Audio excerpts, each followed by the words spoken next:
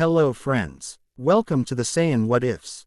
How are you all? So we are back with an interesting movie on what if Goku unlocked Primal Ultra Instinct. Also be sure to subscribe and like this video. Now let's begin. Chapter 1. Echoes of the Ancients. The crimson light of an unfamiliar sun bathed the rugged landscape in an otherworldly glow. Jagged rock formations pierced the horizon like the vertebrae of some long-dead cosmic beast, their shadows stretching across the rust-colored soil. Goku stood motionless atop a weathered plateau, his white gi fluttering in the hot, mineral-scented breeze that seemed to whisper secrets from the planet's ancient past. "This place," he murmured, dark eyes scanning the alien terrain. "Whis W. Asn't kidding when he said I'd feel something here." 3 months had passed since the Tournament of Power, 3 months of relentless training, pushing even further beyond the limits of Ultra Instinct. That had allowed him to challenge Jiren. Yet something remained elusive, a ceiling he couldn't quite break through. When Whis had mentioned rumors of an uncharted world with energy signatures resembling ancient Saiyan ki patterns, Goku's curiosity had been immediately piqued. Now, standing on this desolate planet designated only as Asteria 617, he focused his senses beyond the physical. The tech, HNIQUE, had become easier since mastering Ultra Instinct, allowing him to perceive the world not just through his 5 senses but through the subtle currents of energy that flowed through all things. There, beneath the surface, a pulse of energy, faint but unmistakable, throbbed like a heartbeat. Unlike the chaotic, wild energy he associated with Saiyans, this vibration felt ancient, deliberate, almost intelligent. His body responded instinctively, resonating with the mysterious force. Goku closed his eyes, placed 2 fingers against his forehead, and vanished. He reappeared inside a vast cavern, the instant transmission technique depositing him precisely at the energy source. Darkness enveloped him, broken only by faint bioluminescent fungi that clung to the stone walls, casting everything in an ethereal blue glow. The air hung heavy with the scent of mineral deposits and something else, an electrical charge that made the fine hairs on his arms stand on end. "Hello," his voice echoed through the chamber, bouncing back from unseen walls.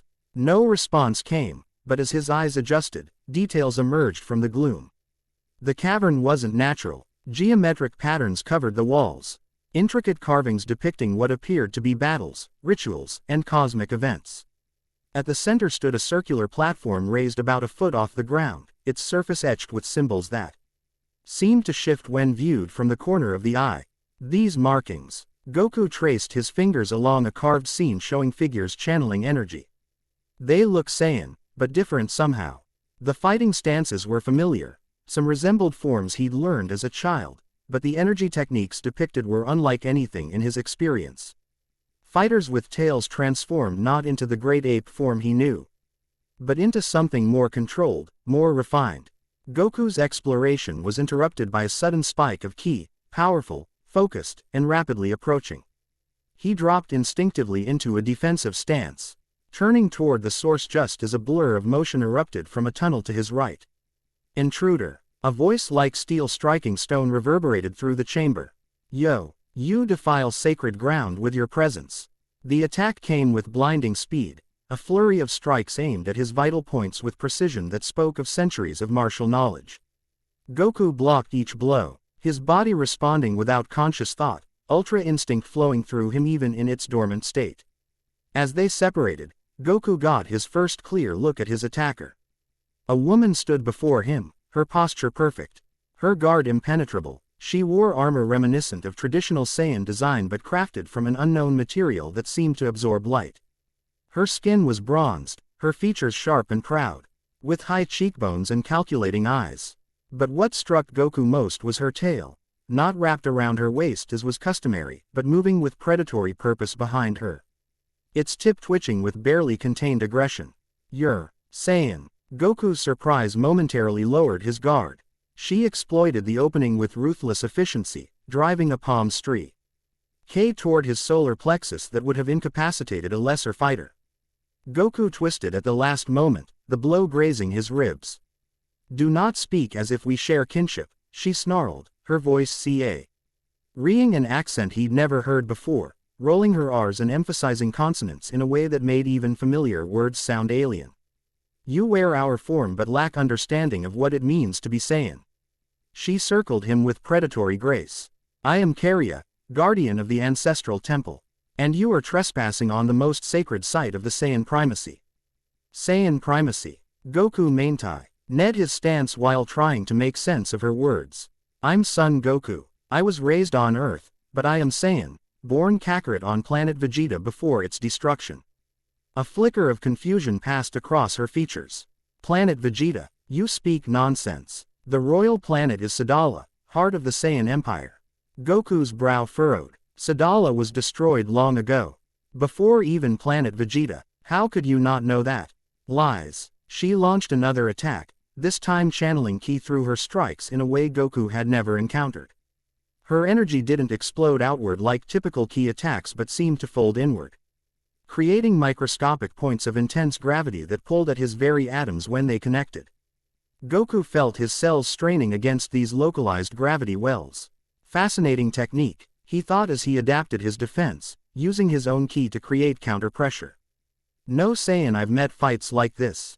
You fight well for a pretender, Karya acknowledged grudgingly as she disengaged, reassessing her approach. But your technique is primitive, unrefined, and yours is unlike anything I've seen, Goku replied with genuine admiration.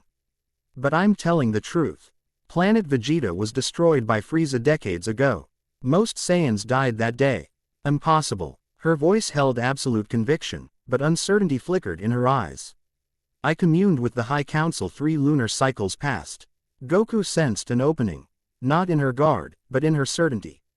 What year do you believe it is, Karya? The question seemed to unbalance her more than any physical attack. It is the 103rd year of the cosmic alignment, obviously. I don't know that calendar, Goku said gently. But something strange is happening here. I think we should. His warning died a new sensation washed over him. A cold, empty feeling that raised primal alarms in his warrior's instincts. Something was coming. Something that negated life rather than possessing it. Karya felt it too. Her aggressive posture shifted subtly toward him, no longer targeting him but positioning herself at his side, facing the new threat. Void Heralds, she whispered, the hostility in her voice replaced by tightly controlled fear. They've found the temple. The temperature in the cavern plummeted. Frost crystals formed along the carved walls, spreading like parasitic growth across the ancient artwork. The bioluminescent fungi dimmed, their light seeming to be devoured by the encroaching darkness. What are Void Heralds? Goku asked, his breath visible in the suddenly frigid air. Those who serve the unmaking. Karya replied cryptically, drawing what appeared to be a ceremonial dagger from her belt. The blade gleamed with internal light, symbols etched along its length pulsing in rhythm with her heartbeat. They seek to return all existence to primordial chaos. The first herald emerged from a tear in space itself, a vertical wound in reality that leaked absolute darkness. The entity that stepped through bore only the vaguest resemblance to a humanoid form, as if someone had sketched the concept of a person using negative space. Where features should be, there was only abs. Ents, a face-shaped void that seemed to pull at Goku's vision when he tried to focus on it. Life Carrier, the herald addressed Karya in a voice that didn't travel through air but materialized directly in their minds, cold and ancient. Our patience ends. Surrender the primal key. Your kind has been denied the key for 7 millennia, Karya replied, her dagger held in a ritual stance. Today will be no different. The herald's attention shifted to Goku, its eyeless gaze somehow penetrating. Interesting. This one carries the spark, yet knows not what he possesses. More tears opened around the chamber as it spoke. 6, 7, 8 heralds emerged, each identical in their emptiness, each radiating that same life-negating cold. They're surrounding the platform, Goku observed, instinctively moving to a position that would defend the central dais. Whatever they want must be there. Karya cast him a suspicious glance. Why would you help defend what you don't understand? Goku's response was simple. Because they feel wrong. Like they don't belong in this reality. And because they're threatening you. A sound emerged from the lead herald that might have been laughter if laughter could exist without joy. The primate species remains predictably sentimental, even across dimensional boundaries. Without further warning, the heralds attacked. They moved like negative images, leaving trails of nothingness in their wake. Where these trails touched the stone floor, matter simply ceased to exist, leaving perfectly smooth absences. Goku dodged the first herald's reaching grasp, feeling reality distort around its fingers. Instinctively, he struck back with a ki-enhanced punch that should have shattered stone, only to watch his energy dissipate harmlessly against the creature's form. Physical attacks won't work, Carria called out as she slashed at a herald with her dagger. Unlike Goku's attack, her blade seemed to affect them, cutting glowing wounds in their void bodies that leaked prismatic light. They exist partially outside normal physics. You need metaphysical weapons or techniques. Goku adapted instantly, calling upon deeper reserves of power. A blue WH-ITE aura erupted around him as he tapped into divine ki, his hair shimmering with hints of silver. Not full Ultra Instinct. He couldn't maintain that state at will yet, but enough of its essence to change the nature of his energy. His next strike connected, sending a herald reeling back toward its dimensional tear. That works better. Carria's eyes widened at the transformation, recognition and shock plain on her face. That energy, it resembles the primal current. How did you? Her question was cut short as three heralds converged on her. Though skilled beyond any Saiyan fighter Goku had encountered, she was outnumbered and fighting defensively to protect the platform. Goku moved without hesitation, appearing beside her in an instant. Back to back, they formed a more effective defense. Her blade and his divine-infused strikes creating a perimeter around the central dais. We can't keep this up indefinitely, Goku noted as more tiers began opening around the chamber. There are too many, and I'm sensing even stronger ones preparing to cross over. Carria's breathing had grown labored, though her strikes remained precise. The temple has defenses, but they require activation through the awakening ritual. I can't complete it while fighting. Tell me what to do, Goku offered immediately. She hesitated, centuries of guardianship warring with immediate necessity. The ritual requires Saiyan blood and concentrated ki directed through specific patterns. Her eyes assessed him with quick calculation. Your strange energy might actually work better than mine. Between defensive maneuvers, she gestured toward the platform. Stand at the center. Allow your blood to touch the convergence point, then channel your energy down through it, not as an attack, but as communion. Goku nodded, instantly understanding the concept if not the specifics. Cover me. In a burst of speed, he broke from their defensive formation, drawing the attention of multiple heralds as he leapt toward the platform. Carria moved with impressive agility, her dagger leaving trails of luminous wounds as she intercepted their pursuers. Landing at the platform's center, Goku identified the convergence point, a depression where all the etched patterns intersected. Using his thumb, he bit down hard enough to draw blood, then pressed the crimson droplets into the ancient stone. The effect was immediate. The platform illuminated from within, the carved symbols glowing with internal light that pulsed in time with Goku's heartbeat. He felt a connection forming, the stone recognizing something in his Saiyan heritage. Now the energy, Carria shouted as she struggled against the increasing number of heralds. Push it downward and inward, not out. Goku closed his eyes, focusing on the divine ki that flowed through him. Unlike his usual techniques that projected energy outward as attacks, he reversed the flow, directing it down through his feet into the platform, compressing and containing it rather than releasing it. The sensation was unlike anything he'd experienced, as if his consciousness was suddenly in direct contact with the planet itself, touching something ancient and aware that had slumbered for millennia. The platform's light intensified, symbols rising from 2 dimensions into 3 as they lifted from the stone, rotating in complex patterns around him. It's working. Carria's voice seemed to come from far away. The temple awakens. The floating symbols began to spin faster, creating a cylindrical barrier of light around Goku. Similar barriers erupted from the walls, geometric patterns detaching themselves from the stone to form luminous shields that pushed the heralds back toward their dimensional tiers. The lead herald's voice cut through the intensifying energy. Too late, Guardians. The primal current stirs after eons of dormancy. We will return when the boundary thins further. One by one, the void entities retreated through their tiers, which say, Aled behind them like wounds healing in reverse. As the last disappeared, the chamber's temperature gradually returned to normal, though the activated symbols continued to glow with inner light. Carria approached the platform cautiously, her dagger still ready. You actually did it. The defenses are fully activated. Her voice held reluctant respect tinged with lingering suspicion. Now explain yourself. That energy signature. It resembles techniques only primal sages could perform. Who are you really, and what is your connection to this temple? Goku stepped off the platform, the glowing symbols continuing their rotation even in his absence. I told you, I'm Son Goku, a Saiyan raised on Earth. This energy is called Ultra Instinct, something I learned while training with gods from my universe. I don't know anything about primal sages or why this place recognized me. Universe, Carrier repeated, her brow furrowing. Not dimension or realm. You speak as if. There are multiple universes, Goku confirmed. 12 that I know of, though there used to be 18. Are you saying you're from another universe? Carrier sheathed her dagger slowly, her calculating eyes never leaving his face. Not exactly. The Saiyan primacy spans 3 galaxies within Universe 7, with Sadala at its heart. But your words about planet Vegeta and its destruction, they don't align with any history I know. Universe 7 is my home too, Goku said, excitement building as pieces began connecting. But in my timeline, Sadala was destroyed long ago. Saiyans relocated to planet Vegeta, which was later destroyed by Frieza. Only a handful survived. Timeline. Carrier's eyes widened with sudden understanding. You're a temporal anomaly, from a divergent timestream. Goku suggested. Either way, something strange is happening. Those Void Heralds seemed to know about it. Before Carrier could respond, the platform's glow intensified. The rotating symbols accelerated, merging into solid rings of light that expanded outward.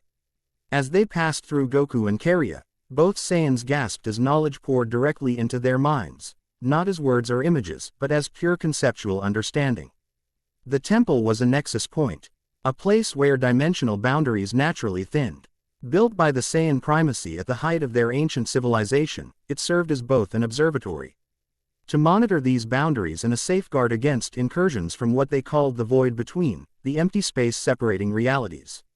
Most critically, it housed secrets of what the ancients called the primal current, the fundamental energy flow that connected all living things across all dimensions.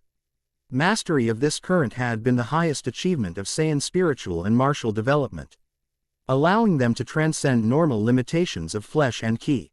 As the information download completed, Goku staggered slightly, overwhelmed by the influx of knowledge. That was intense. Carrier seemed equally affected, her composed demeanor momentarily broken as she processed what they'd experienced. The temple has judged us both worthy of initiation knowledge. Her voice held wonder and confusion in equal measure. But that should be impossible for an outsider. Unless I'm not really an outsider, Goku mused, looking down at his hands with new awareness. The herald said I carry the spark. And this ultra instinct energy resonated with the temple. Carrier studied him with new interest. The knowledge transfer confirms multiple timelines exist, perhaps in your reality. Saiyans developed differently but maintained some connection to the primal current without knowing its true nature. Her hypothesis was interrupted as the central platform began to reconfigure itself. The stone flowing like liquid to form a new structure, a doorway leading downward into depths previously concealed. The inner sanctum, Carrier whispered with reverence. It's been sealed for centuries, opening only in times of great cosmic significance. Goku approached the newly formed staircase, feeling a pull from below, not a physical force, but an alignment, as if something down there resonated with his very essence. I need to see what's down there, he said with quiet certainty. Carrier moved to his side, her earlier hostility replaced by cautious alliance. As do I. The temple's reactions to your presence. They defy everything I was taught. Something unprecedented is occurring. They descended together into darkness that gradually gave way to soft, ambient light emanating from the walls themselves. The staircase spiraled downward for what felt like miles, though time and distance seemed to fold strangely the deeper they went. Eventually, they emerged into a spherical chamber that defied normal architecture. The room appeared to be carved from a single massive crystal, its faceted surfaces reflecting and refracting light in hypnotic patterns. At the exact center, suspended in midair, rotated a small object, seemingly solid yet fluid, shifting between multiple states of matter. The primal key, Carrier breathed, dropping to one knee in reverence. I never truly believed it existed beyond legend. Goku felt drawn toward the floating object, his Ultra Instinct energy responding to its presence, silver-blue aura manifesting around him involuntarily. What exactly is it? He asked, fighting the urge to reach out and touch it. According to the oldest texts, it's a fragment of the first moment of creation, Carria explained, her voice hushed with awe. A talist capable of accessing the primal current in its purest form. The foundation of the highest Saiyan arts, what they called primal instinct. Primal instinct. The words resonated deeply with Goku, as if awakening dormant knowledge. Before Carria could elaborate, the ki began to pulse, its shifting form synchronizing with Goku's aura. Concentric rings of energy expanded outward from it, SSING through both Saiyans and triggering a reaction neither could have anticipated.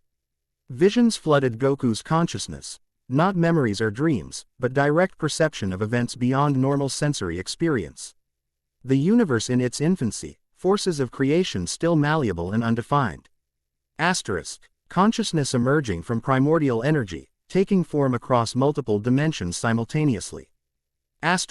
Ancient beings shaping reality, establishing boundaries between what could and couldn't exist.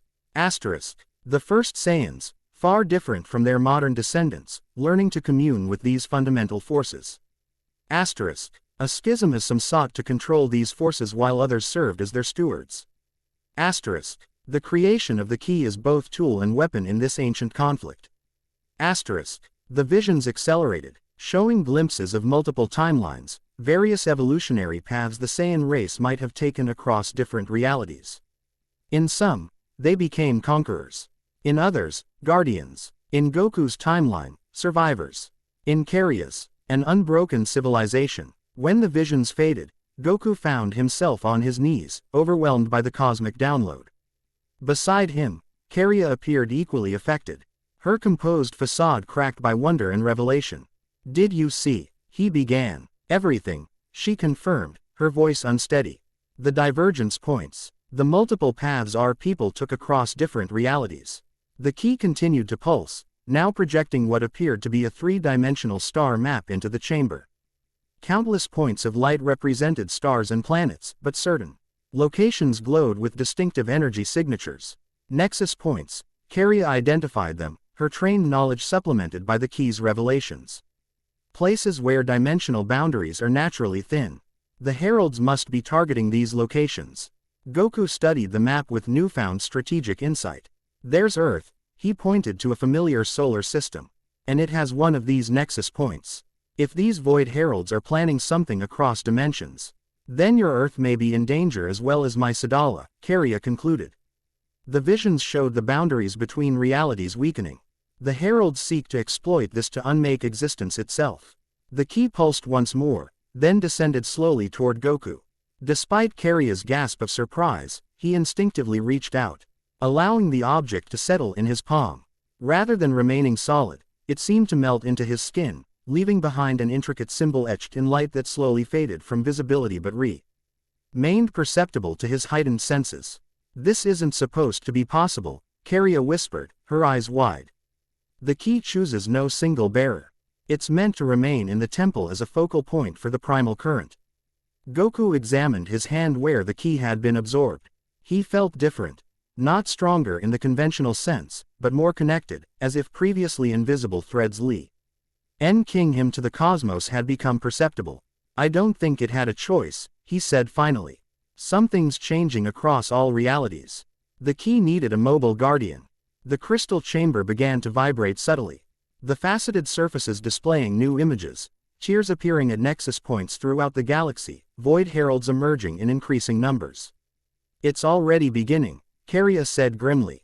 The incursion accelerates. Quote, Goku's decision came with characteristic decisiveness. I need to return to Earth immediately. If it's a nexus point, it's likely a primary target. Carria's expression showed internal conflict. Centuries of duty to guard the temple warring with the undeniable threat spreading across dimensions.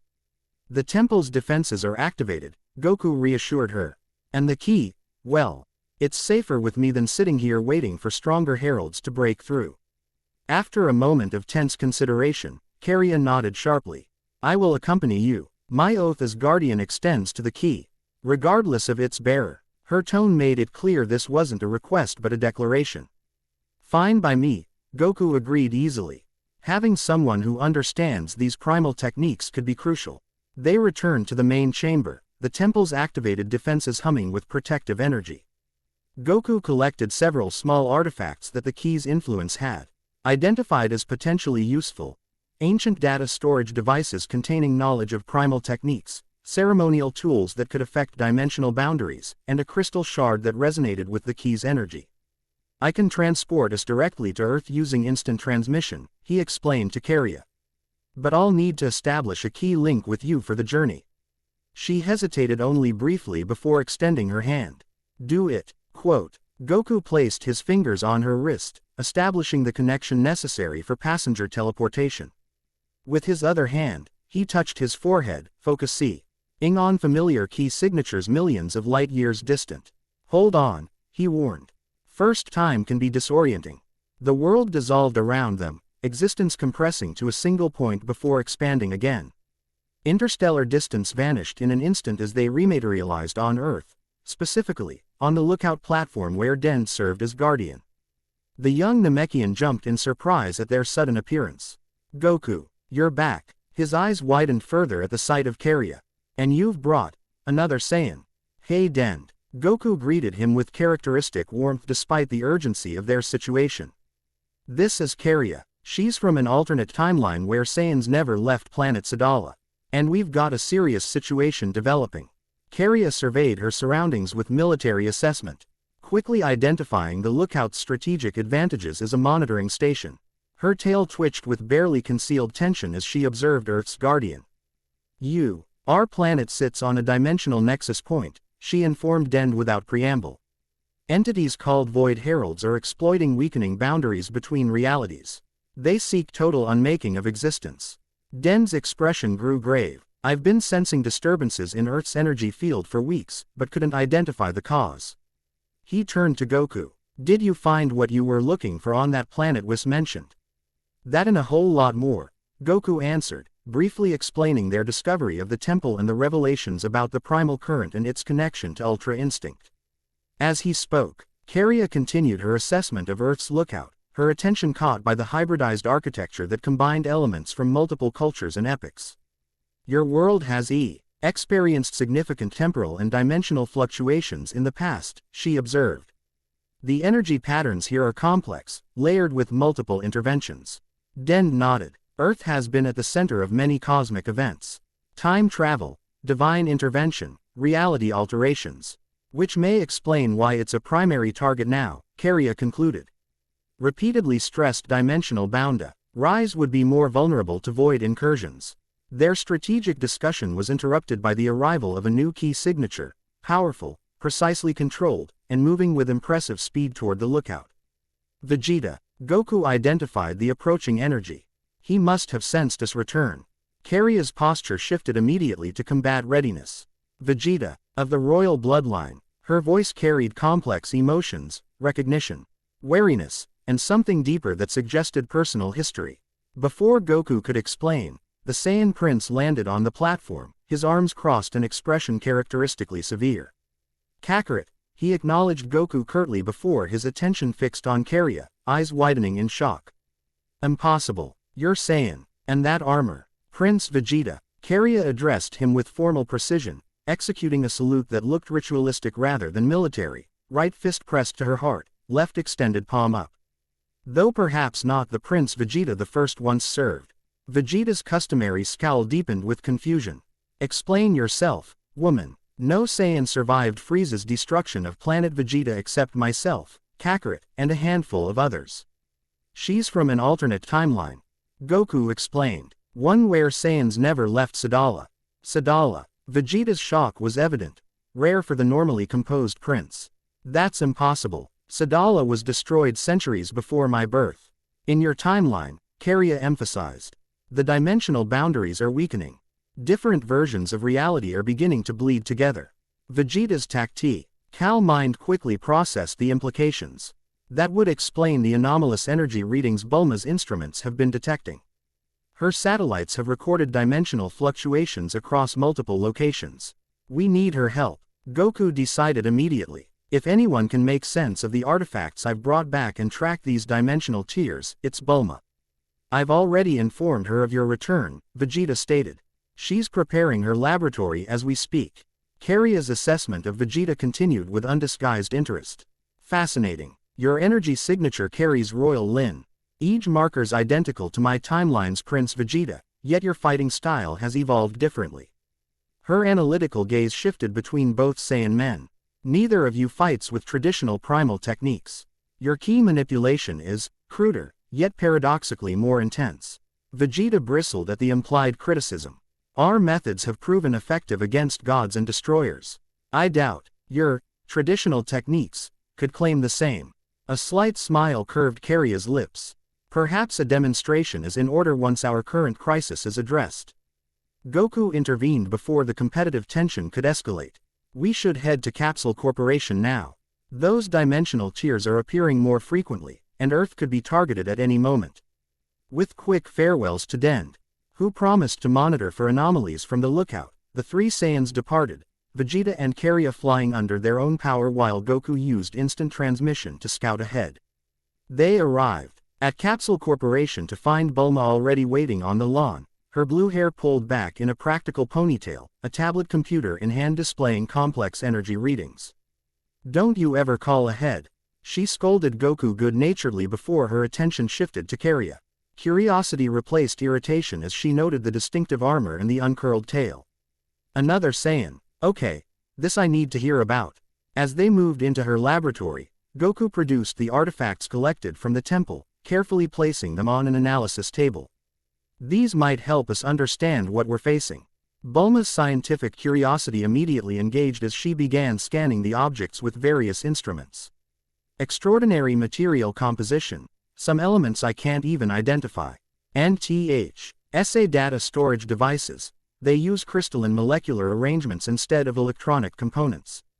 Karia approached, her initial wariness of human technology giving way to professional respect as she observed Bulma's methodical approach.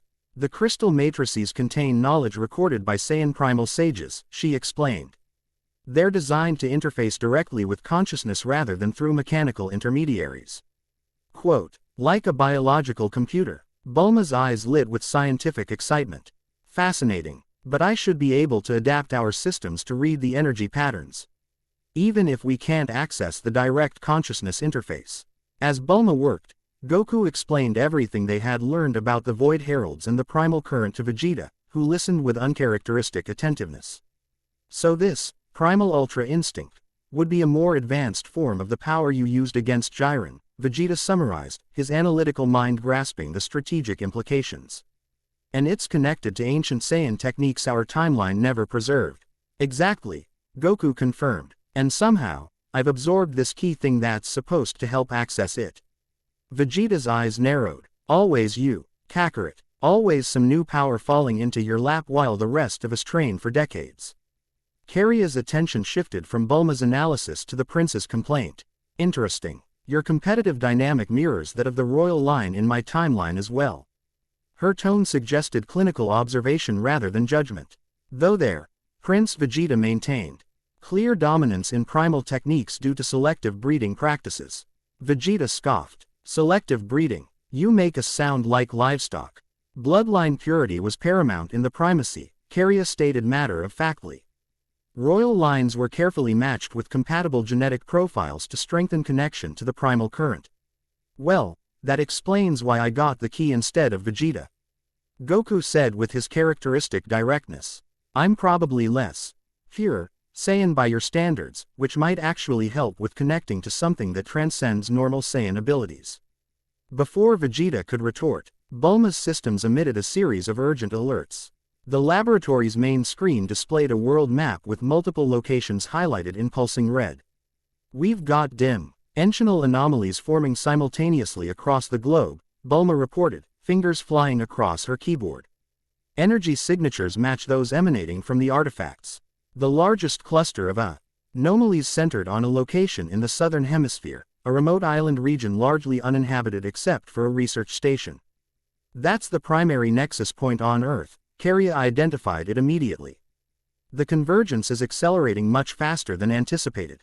As they watched, satellite imagery showed the air above the island seeming to fracture, dark fissures appearing in reality itself. Temperature readings plummeted in the affected area, consistent with what they'd experienced in the temple during the Herald incursion. "They're coming through," Goku stated, his expression hardening with resolve. "We need to move now." "I'm coming too," Bulma insisted, already grabbing a case of equipment. "These readings are unprecedented. I need on-site data to develop any effective countermeasures." Vegeta's protest died unspoken as he recognized the determination in his wife's eyes. Instead, he turned to Carrier. "You claim to understand these entities and how to combat them. What weapons or techniques are effective?"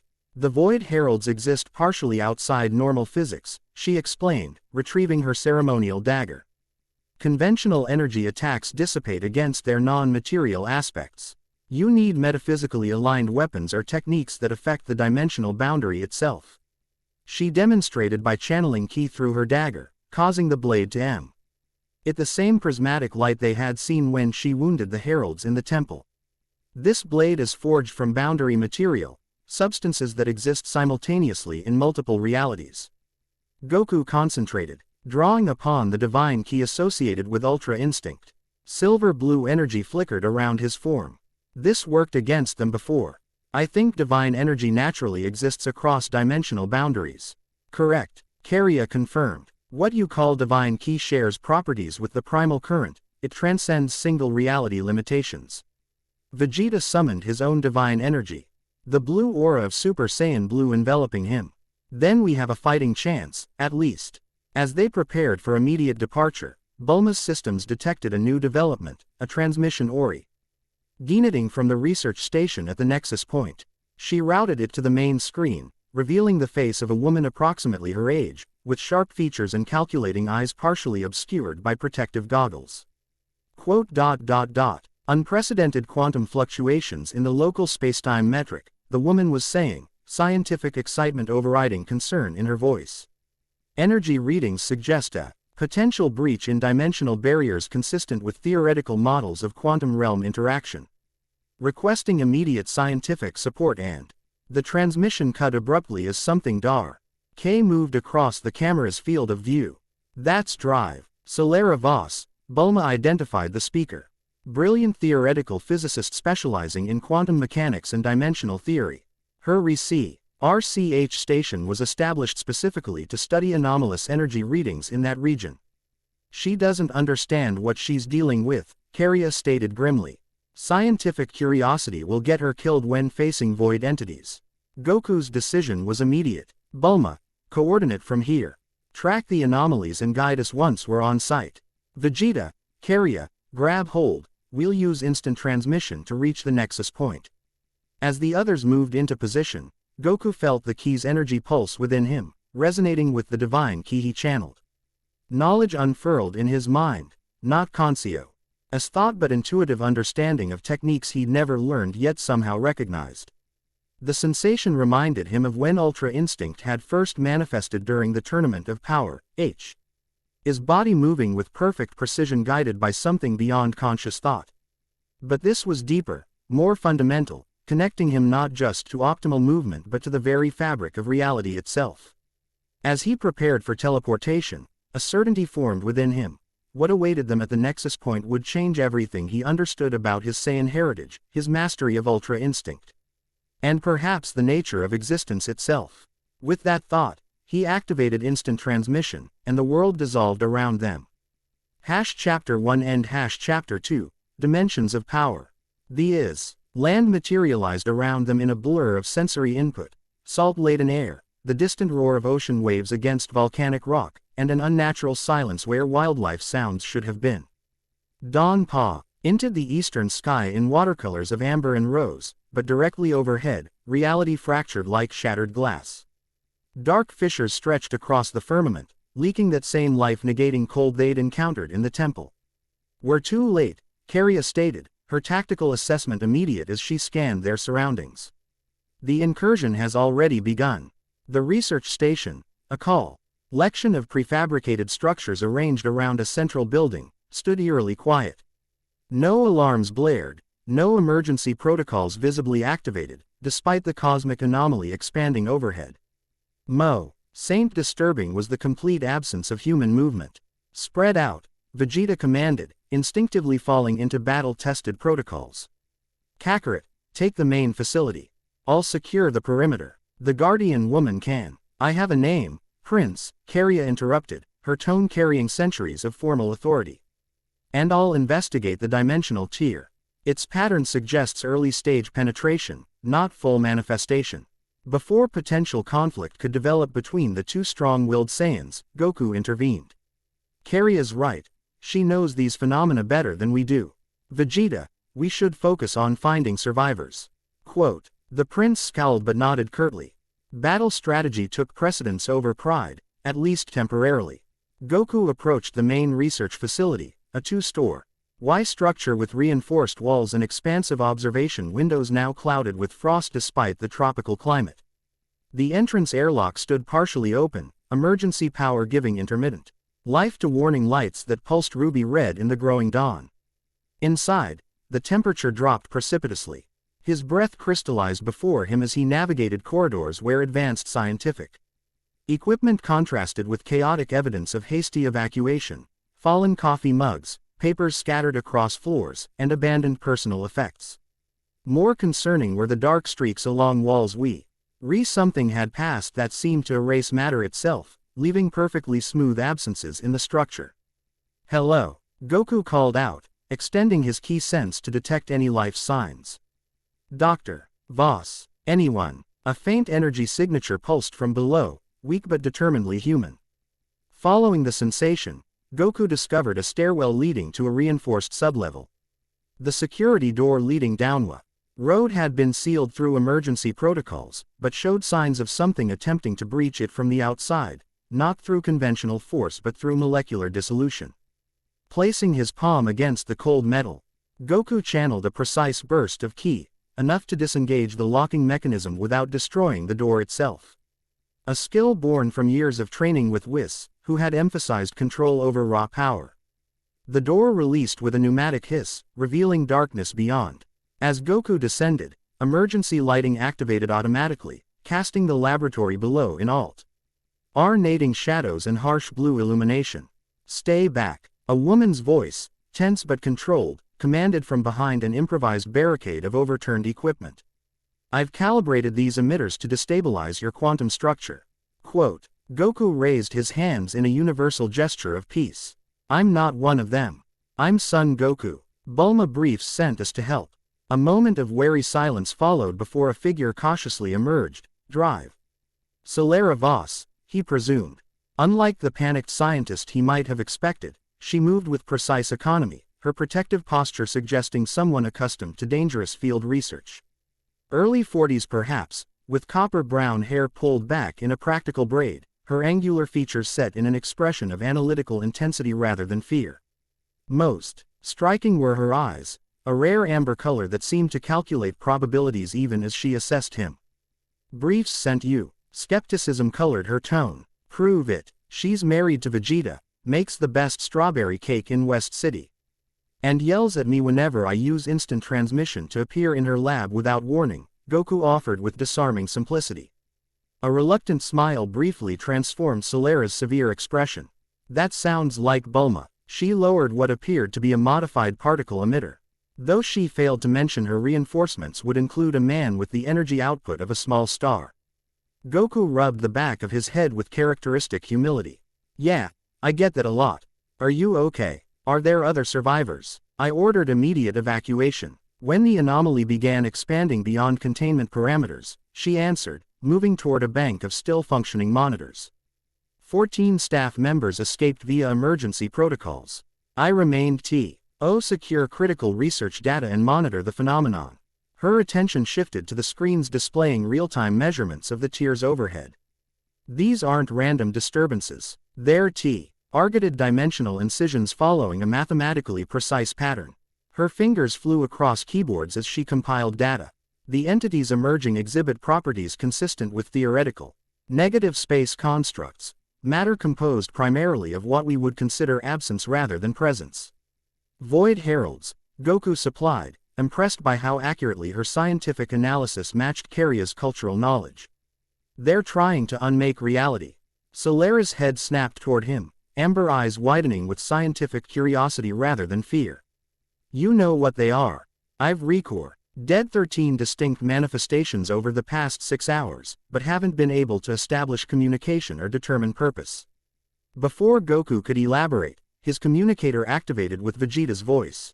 Kakarot, no casualties found, but there's something you need to see at the North Quadrant. The Guardian woman is already here. Found a survivor, Goku responded. Bringing her now. See. Alara gathered several data drives and a tablet device, securing them in a weatherproof case.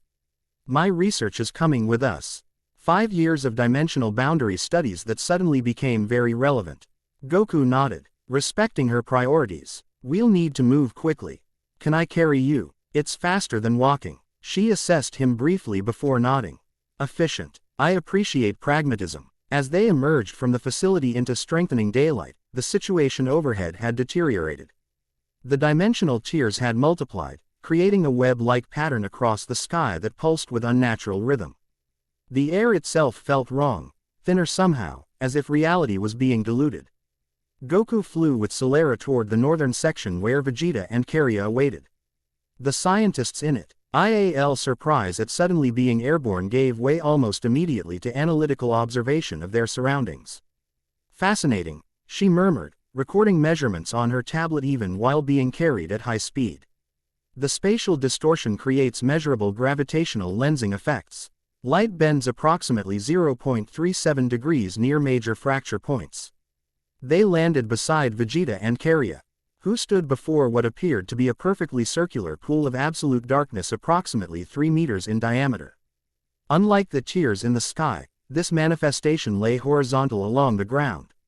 Its surface unnaturally still despite the morning breeze. It appeared approximately 7 minutes ago, Karia reported, her dagger drawn but held at ready position rather than attack stance. Not a transit point for heralds, something else. Solera immediately deployed sensor equipment from her case, establishing a perimeter of small devices around the phenomenon. It's a dimensional node, she stated after reviewing initial readings. Similar to a Einstein-Rosen bridge but with inverted quantum properties. Rather than connecting 2 points in space-time, it connects 2 different dimensional states. A gateway, Vegeta translated, arms crossed as he maintained vigilant watch over their surroundings. Precisely. Solera's scientific excitement visibly battled with appropriate caution. Though, gateway, suggests intentional construction. This appears to be forming organically as a response to the weakening dimensional boundaries. Karia crouched near the edge of the dark pool, careful not to touch its surface. In ancient texts, these were called echoing pools. They reflect our reality but show truths from other dimensions. As if responding to her words, the surface of the pool rippled once. Then stilled to reveal an image, not a reflection of those gathered around it, but a scene from elsewhere. A city of crystalline spires and impossible architecture, populated by beings of light and shadow moving in perfect harmony. At its center stood a figure that resembled a woman, though clearly not human. Her form appeared composed of translucent layers of reality stacked upon each other, creating an ethereal beauty that transcended conventional physicality.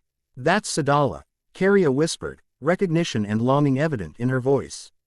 The capital city as it stands in my timeline. And that figure, she's one of the ascended ones. The pool rippled again, the image shifting to show the same city under attack, void heralds pouring through tears in reality, th.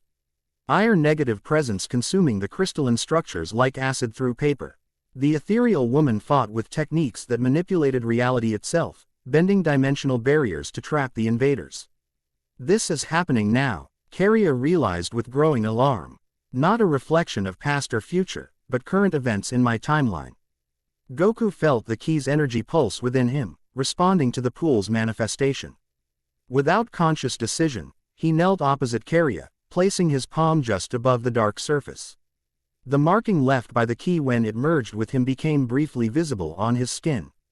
Glowing with internal light, the pool responded immediately, its surface becoming mirror smooth as the chaotic battle scene stabilized into perfect clarity.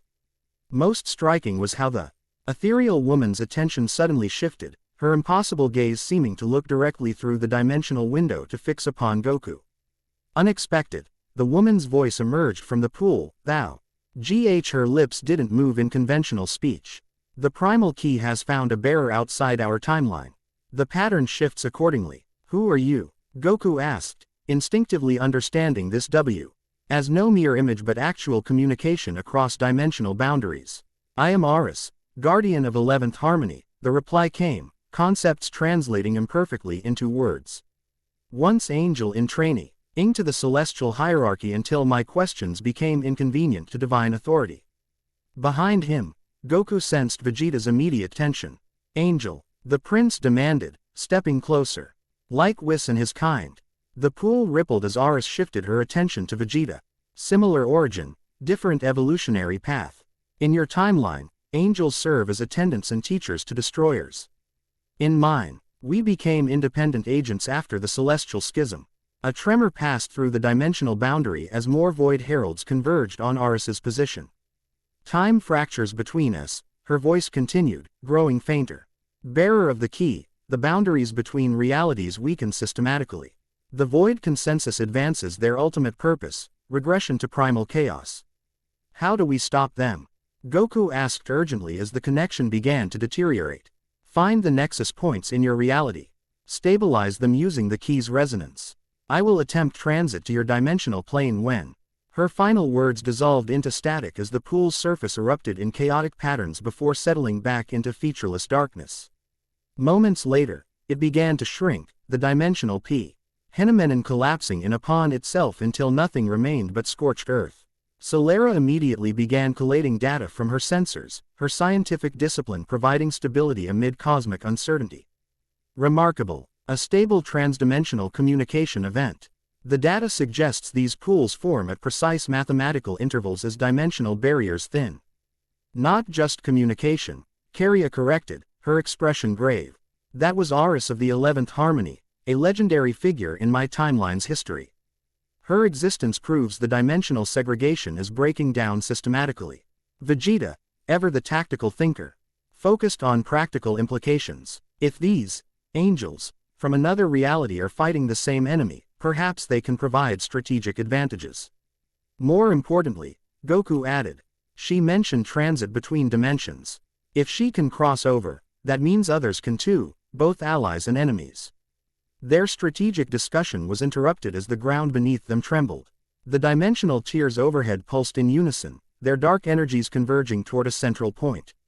Temperature plummeted dramatically as frost crystallized across the landscape in geometric patterns.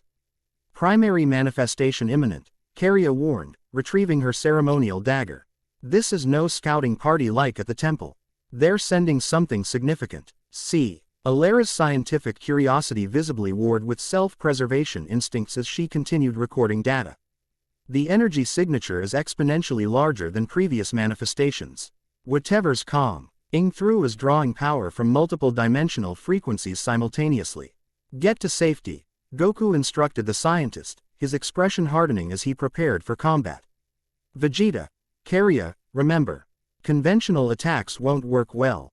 Channel your energy differently. The prince had already shifted into Super Saiyan Blue, divine ki crackling around his compact form. Spare me the lecture, Kakarot. I've been fighting interdimensional threats since before you remembered your Saiyan heritage. Carria observed Vegeta's transformation with undisguised interest, her analytical mind logging differences between this technique and those she knew. Your divine energy lacks refinement but compensates with impressive raw output. Before Vegeta could retort, reality split open above them. Unlike the smaller tiers, this breach expanded outward like an iris, revealing absolute emptiness beyond. Not darkness, but the complete absence of anything, even space itself. From this impossible void emerged a figure that dwarfed the previous heralds in both size and presence. Where they had been vaguely humanoid, this entity resembled a serpentine dragon composed of negative space, its foe. Constantly shifting as though reality itself rejected its existence. Along its impossible length, geometric symbols pulsed with anti-light that hurt the eyes to observe directly. Void Sovereign. Carrier identified the entity. Her voice tight with recognition and dread. They've sent one of their ruling caste. The Sovereign uncoiled in midair, its size becoming apparent as it stretched nearly 100 meters from end to end. When it spoke, the words formed directly in their minds, accompanied by a cold pressure that threatened to freeze thoughts themselves. Reality fragmenters, it addressed them collectively. Your resistance is noted in the Void Ledger. Your existence shall be unmade with particular attention to detail. Its attention focused on Goku with unnerving precision. Quote, the key bearer's timeline is designated for priority dissolution. Your dimensional frequency harbors too many deviations from optimal pattern. Without further warning, it struck, not physically, but through reality manipulation itself.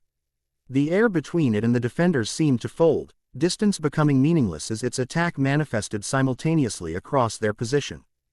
Goku reacted instinctively, the key's energy surging through him as he created a counter-wave of ki that reinforced the local dimensional fabric. The collision of opposing forces created a thunderclap that shattered every remaining window in the research facility. Vegeta launched himself skyward, hands moving in precise formation as he gathered divine energy. Final flash. The beam that erupted from his palms Ari'd the concentrated power of Super Saiyan Blue, aimed directly at the Sovereign's center mass. The attack connected with devastating force, but instead of damaging the entity, it seemed to pass partially through it. Portions of the energy disappearing into the void matter while others reflected back in unpredictable patterns. Conventional energy attacks are ineffective. Carrier called out, her body blurring with speed as she executed a complex series of movements. Her ceremonial dagger left trails of prismatic light as she inscribed symbols in the air itself, not mere visual effects, but actual changes to local dimensional properties. Where her symbols connected with the Sovereign's form, its void matter responded differently, becoming partially solid and vulnerable. Target the affected areas, she instructed. The boundary reinforcement makes it temporarily subject to physical laws. Goku understood immediately. Focusing divine ki into his fists, he executed a series of strikes against the sections Carrier had stabilized. Each impact produced satisfying resistance and visible damage, cracks appearing in the previously impervious void matter. The Sovereign recoiled, its mental voice resonating with something approximating pain. Unexpected synergy between divergent techniques. Adaptation required. It coiled upon itself, symbols along its length intensifying as it implemented whatever passed for strategic recalibration in its alien consciousness. The dimensional tiers overhead began to pulse in sequence, channeling additional void energy into the entity's form. Celera, who had ignored Goku's instruction to retreat, called out from behind her sensor array, it's drawing power from all dimensional incursions simultaneously. Energy levels are increasing exponentially. Vegeta landed beside Goku, breathing heavily from the exertion of channeling sustained divine energy. We need to close those tiers. As long as it can draw power from them, this battle of attrition favors the creature. The key, Carrier suggested, joining their impromptu strategic huddle while maintaining awareness of the reforming Sovereign. It was created specifically to seal dimensional boundaries. If you can access its full potential. Goku focused inward, reaching for the energy that had merged with him in the temple. The key's power responded, but incompletely, like an instrument. He could sense but not yet play with proficiency. I can feel it, but I can't fully control it yet, he admitted. It's like Ultra Instinct when I first accessed it, there, but not mastered. Then we need to buy time, Vegeta decided. The woman's boundary techniques combined with our divine energy can contain it temporarily. Above them, the Sovereign completed its reconfiguration. Its form had become more concentrated, sacrificing size for density, with void matter compressed into a more combat-oriented shape. When it attacked again, the assault came not as a single strike but as dozens of void tentacles that manipulated space itself to bypass conventional defenses. The three Saiyans moved with coordinated precision despite never having fought together before, a testament to their individual mastery of combat. Carrier's boundary techniques created momentary vulnerabilities that Vegeta and Goku exploited with divine-enhanced strikes. However, the Sovereign adapted continuously, successful attack becoming less effective as it adjusted its dimensional frequency to counter their techniques. The battle evolved into a lethal dance across multiple planes of existence, with Phi Sakal combat merely the visible aspect of a more complex dimensional struggle. Throughout the engagement, Goku felt the Ki's energy responding to the intensity of combat, resonating with his emotions and determination. Each time he approached the edge of his current limits, the Ki's power surged momentarily, granting glimpses of greater potential, like a doorway cracking open to reveal blinding light beyond. The turning point came when one of the Sovereign's attacks penetrated their defense, catching Karya with a void tendril that began unmaking her molecular structure from the point of contact. Her cry of pain, the first true vulnerability she had shown, triggered something primal in Goku's protective instincts. Time seemed to slow as he watched the void matter spreading up her arm, erasing matter as it progressed. In that moment of crisis, the barriers within him cracked. The Ki's energy erupted not as a controlled technique but as raw potential responding to desperate need. Silver-blue light enveloped him, reminiscent of Ultra Instinct but fundamentally different, deeper, more connected to the fabric of existence itself. His consciousness expanded outward, perceiving not just immediate physical reality but the dimensional barriers surrounding it. The tears in reality became visible as actual wounds in a living cosmic membrane, their patterns suddenly comprehensible as intentional incisions rather than random damage. Without conscious thought, Goku moved, not through physical space but through dimensional frequencies. He existed simultaneously at multiple points, his enhanced perception allowing him to see the void tendril attacking Karya from all possible angles at once. With precise application of newly awakened power, he severed the tendril's connection to its source. Not through physical force but by adjusting the dimensional frequency it occupied. Karya fell back, her arm partially transparent where void matter had begun erasing her existence. Yet the progression halted as Goku's power created a stabilizing field around her, preventing further degradation. The Sovereign recoiled, its mental voice containing something new, uncertainty. Primal current detected. Manifestation inconsistent with dimensional profile. Recalibrating. Goku turned his attention fully to the entity, perceiving it not as a physical opponent but as a multi-dimensional construct, whose primary form existed beyond conventional reality. Through the Ki's influence, he could now see its vulnerabilities, points where it connected most strongly to its home dimension. Moving the fluid grace of Ultra Instinct enhanced by this new dimensional awareness, Goku struck not at the Sovereign's apparent form but at these connection points. Each precisely targeted attack severed one of its anchors to the void between, weakening its manifestation in their reality. Its dimensional tethers are failing, he called out to Vegeta, his voice carrying unusual harmonics as the primal current flowed through him. Target the nexus points along its structure, the symbols that pulse in sequence. Vegeta, ever the adaptable warrior, adjusted his attack strategy immediately. Concenter. Aiding Divine Ki into precisely controlled bursts, he targeted the symbols Goku identified. Each successful strike disrupted the Sovereign's ability to maintain coherent form in their dimension. Realizing its vulnerability, the Sovereign attempted retreat, its form beginning to dissolve back toward the main dimensional tear. Tactical withdrawal initiated. Pattern reassessment required. This relit. Y node flagged for specialized dissolution protocol. It's escaping. Vegeta shouted, frustration evident as portions of the entity began disappearing back into the void. Not yet, Goku responded. The Ki's energy pulsing visibly through his aura.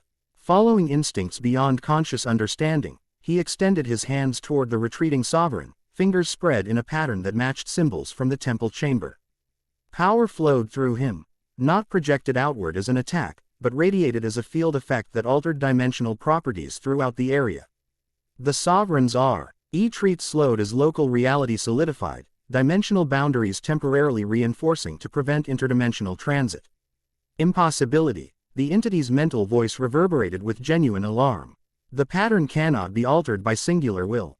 The current serves the void consensus. Not anymore, Goku replied, certainty filling him as knowledge unfolded in his mind. The primal current existed before division, before the void, before separation into dimensions. It belongs to neither order nor chaos, but to existence itself. With those words, he closed his hands into fists, completing the technique. Reality around the Sovereign crystallized, dimensional frequencies locked into a single harmonious pattern that trapped the entity in conventional space-time. The effect was immediate and dramatic. Deprived of its multidimensional nature, the sovereign's true physical form was revealed, far smaller than its apparent size, resembling a crystalline structure of impossible geometries that pulsed with internal anti-light. Vegeta didn't waste the opportunity. Concentrating his remaining divine ki into his right hand, he struck with devastating precision at the sovereign's now vulnerable core. The crystal structure shattered under the impact, fragments dissolving into particles of void matter that dissipated without their organizing intelligence. As the entity's presence faded, the dimensional tiers overhead began to contract, reality rushing to heal itself in the absence of active manipulation. Within moments, the sky above the research station had returned to normal, the ordinary blue of Earth's atmosphere, clouds drifting peacefully as if cosmic boundaries had never been breached. The sudden silence felt almost deafening after the dimensional chaos of battle. Goku stood motionless, the silver-blue aura of his partial transformation gradually fading as the immediate threat passed. His consciousness, temporarily expanded beyond normal perception, contracted back to conventional awareness. Though echoes of greater understanding remained, that, Vegeta stated with characteristic understatement, was not Ultra Instinct as we know it. Karya approached slowly, her injured arm still partially transparent but no longer actively degrading. Primal Instinct, she identified the transformation. Or at least, the beginning stages of it. You accessed the current directly, if briefly. Solera emerged from behind her equipment, amber eyes wide with scientific wonder as she reviewed recorded data. The energy readings were off any established scale. Air-emitting frequencies that technically shouldn't exist in our dimensional band. Goku examined his hands, where the key's marking had been temporarily visible during the transformation. The symbol had faded again, but he could still feel its presence beneath his skin, pulsing with potential. It was different from Ultra Instinct, he confirmed, searching for words to describe the experience. Not just about perfect movement or combat instinct. I could see how reality itself was structured, layers and connections I never knew existed. And manipulate them, apparently, Vegeta added, his T1 suggesting equal parts admiration and competitive determination. You trapped that creature in our dimension by adjusting dimensional frequencies. Not consciously, Goku admitted. The knowledge was just there. Like the key was showing me what to do without actually telling me. Karya examined her injured arm with clinical detachment. The Sovereign's attack should have unmade me completely. Void matter erases existence itself, not just physical form. She looked up at Goku, genuine respect in her expression. Your intervention preserved my dimensional integrity, though some damage remains. Solera immediately approached, scientific curiosity overcoming any remaining caution. May I scan your arm? This represents the first documented case of partial dimensional erasure with suspended progression. The medical and scientific applications could be revolutionary.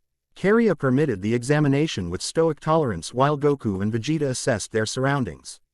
The research station had survived largely intact, though frost damage and reality fluctuations had left their mark on various structures. More concerning were the aftereffects visible only to their enhanced perception, microscopic tears in reality that hadn't fully healed, areas where dimensional fabric remained thin and vulnerable. We won this encounter, Vegeta observed quietly, but the damage to local reality remains. And they'll be back, Goku agreed. The Sovereign mentioned, specialized dissolution protocol, before retreating.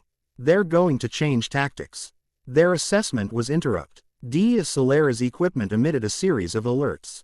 Energy fluctuations detected approximately 2 kilometers south, she reported, checking readings with practiced efficiency. Similar signature to your transformation, though significantly weaker. Another dimensional pool forming, Karya suggested, flexing her injured arm experimentally. No, Solera corrected, adjusting sensor parameters. Quote, the signature is moving toward our position at approximately 60 kilometers per hour. Definitely not a fixed spatial phenomenon. Vegeta immediately shifted to defensive posture, facing the indicated direction. Another void entity using a different approach. Goku reached out with his senses, both conventional ki detection and the new dimensional awareness that lingered from his transformation. What he felt approaching wasn't the cold emptiness of void entities, but something warm and multifaceted, a presence that existed across multiple planes simultaneously. Not void, he stated with certainty. Something else. Something more like what we saw in the dimensional pool. As if confirming his assessment, the air approximately 20 meters away began to shimmer with prismatic light. Like the violent tears created by void entities, this dimensional transition appeared controlled and deliberate, reality parting gently along natural seams rather than being forcibly ruptured.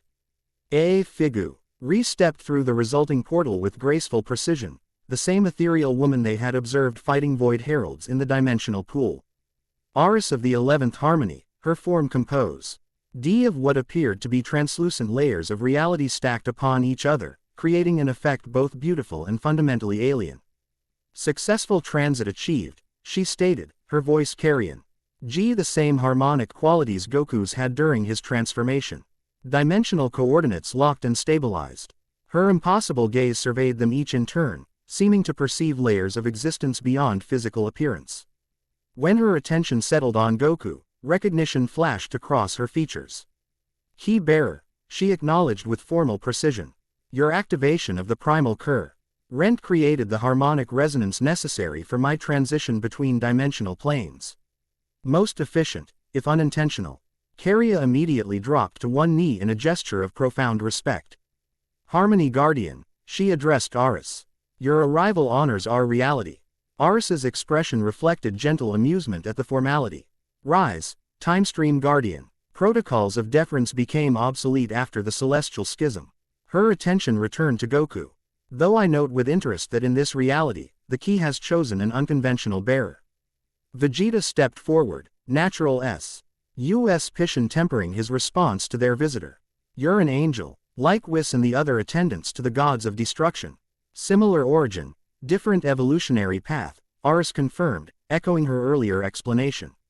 In your timeline, those you call angels maintain prescribed roles within a rigid cosmic hierarchy.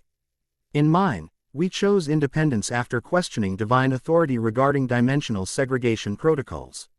Quote, her form shifted slightly as she moved, the overlapping layers of reality creating an effect like watching multiple versions of the same person moving in perfect synchronization.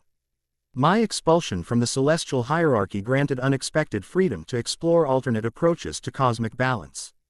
Solera, momentarily forgotten in her observation role, had been recording everything with scientific diligence. Now she approached cautiously, professional curiosity overcoming reasonable caution about interdimensional beings. Your physical manifestatio, N represents quantum superposition made visible, she noted with undisguised fascination. You exist in multiple dimensional states simultaneously rather than transitioning between them. Aris turned toward the scientist. Her expression warming. Accurate observation. You perceive underlying patterns with remarkable clarity for a single-dimensional being. She gestured toward Solera's equipment. Your measurement instruments are impressively calibrated, though they capture only approximately 37% of relevant quantum variances. Rather than being offended, Solera appeared delighted by the assessment. Could you suggest modifications to improve detection parameters? The theoretical applications are extraordinary. Later, perhaps, Aris replied with surprising gentleness before addressing the group collectively. The Void Sovereign's retreat is temporary. Its defeat here represents an unprecedented setback for the consensus, which will prompt accelerated implementation of their dissolution protocol. You mentioned this before, Goku recalled. What exactly are they trying to accomplish? Why unmake reality? An existential question with complex motivations, Aris responded. In simplest terms, the Void Consensus believes dimensional segregation was a cosmic mistake. They seek return to primordial singularity, all possibilities existing simultaneously in indifferentiated potential. They want to destroy everything distinct and ordered, Vegeta translated bluntly. Precisely. Aris nodded. Where we perceive rich diversity across multiple dimensions, they see painful separation from wholeness. Their philosophy is not entirely without merit, but their implementation, forced dissolution of all dimensional boundaries, would effectively end existence as we comprehend it. Carria, having recovered her composure after the initial shock of Aris's appearance, asked the practical question, how do we stop them? The temple defenses were designed for isolated incursions, not systematic dimensional collapse. The key is essential, Aris stated, focusing on Goku. It was created during the original dimensional segregation event, what some cultures call creation, as both tool and safeguard. In most timelines, it remains secured in temples or cosmic vaults. Your timeline is unique in having it merge with a living bearer. Goku touched his palm where the key's marking had temporarily manifested. It showed me how to perceive dimensional structures during the battle, but I couldn't control it completely.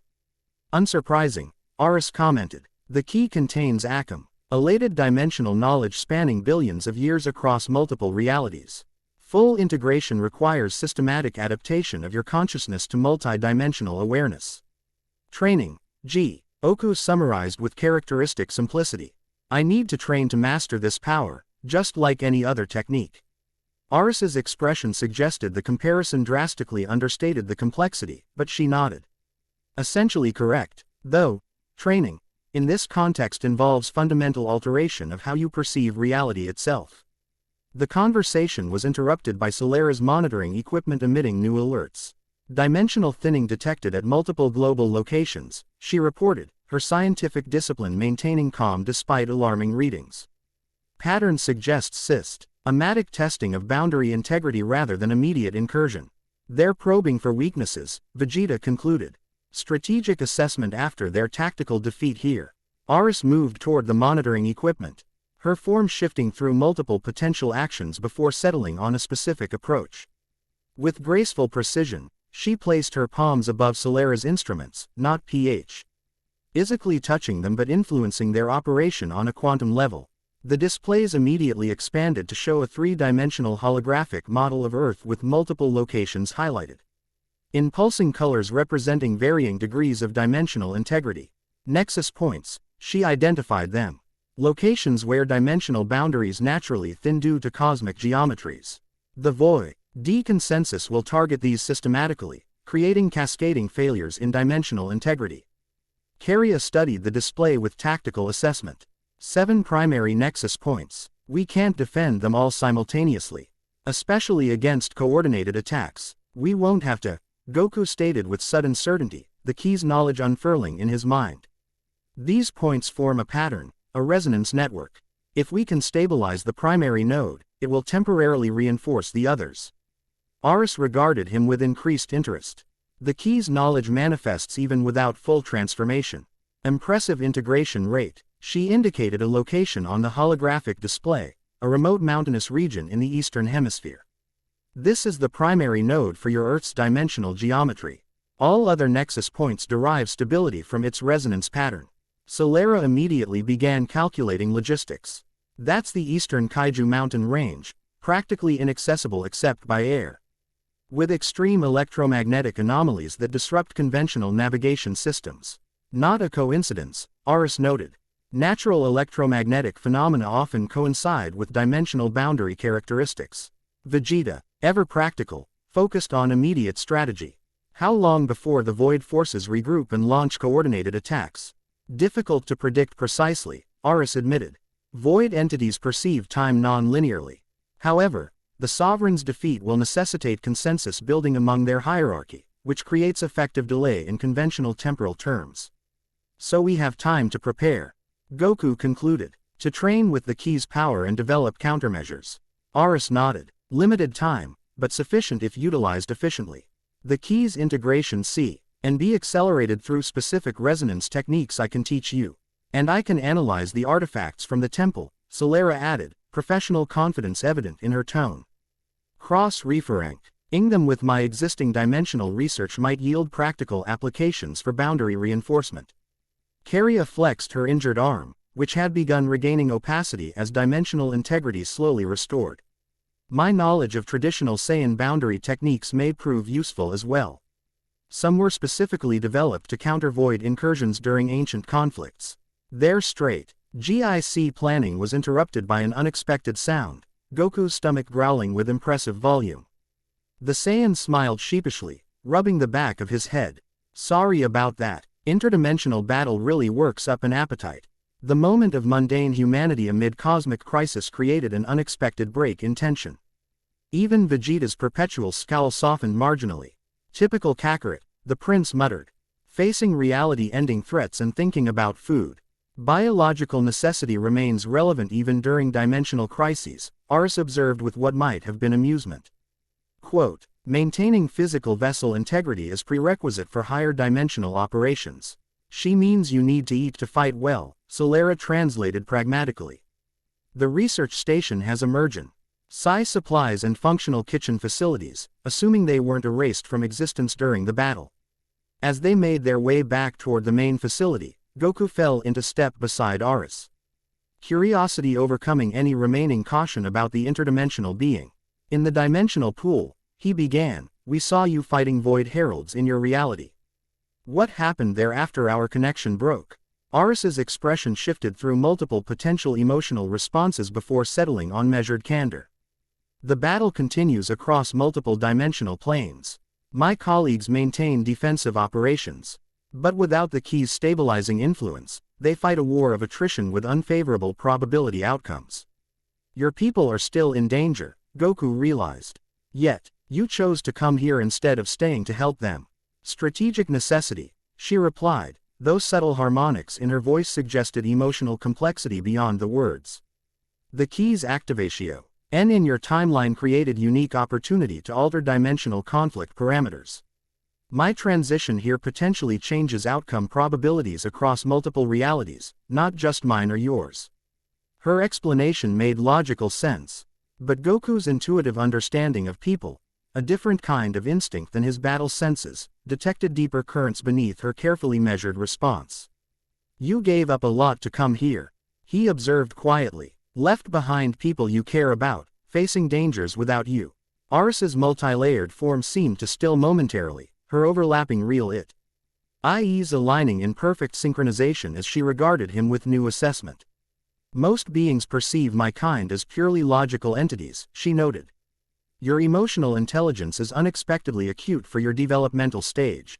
Before Goku could respond, they reached the research station's main facility. Despite dimensional battle damage, the primary systems remained functional, including power generation and environmental controls. Solera led them to a communal area with kitchen facilities, where emergency supplies provided the ingredients for a meal substantially larger than the scientist had likely anticipated preparing given Saiyan appetites.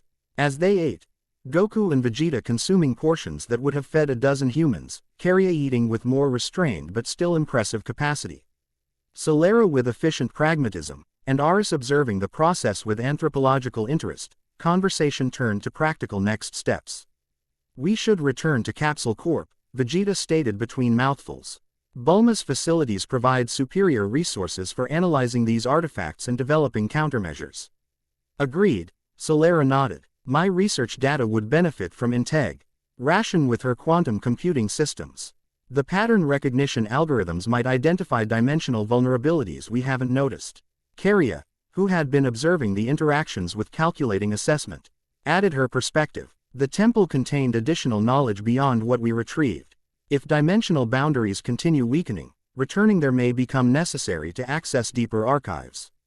A multifaceted approach is optimal, Aris concurred. The key's bearer requires specialized training to access primal current capabilities. Concurrent technological and traditional knowledge development maximizes probability of successful dimensional stabilization. Goku, finishing his 7th helping, contemplated the plan while satisfying his Saiyan metabolism. The brief activation of what Karya had called primal instinct had left him with lingering awareness of dimensional complexities beyond normal perception. Even now, focusing slightly differently allowed him to perceive subtle energy patterns surrounding each person, not just conventional key signatures, but their unique resonance with the dimensional fabric itself. Most interesting was how these patterns revealed connections between individuals, threads of potential linking them together in ways that transcended physical proximity. The strongest such connection linked him to the key's energy within him.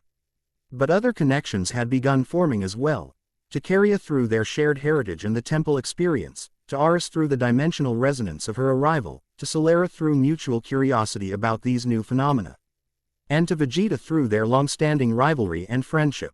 These observations coalesced into understanding that their gathering wasn't merely coincidental.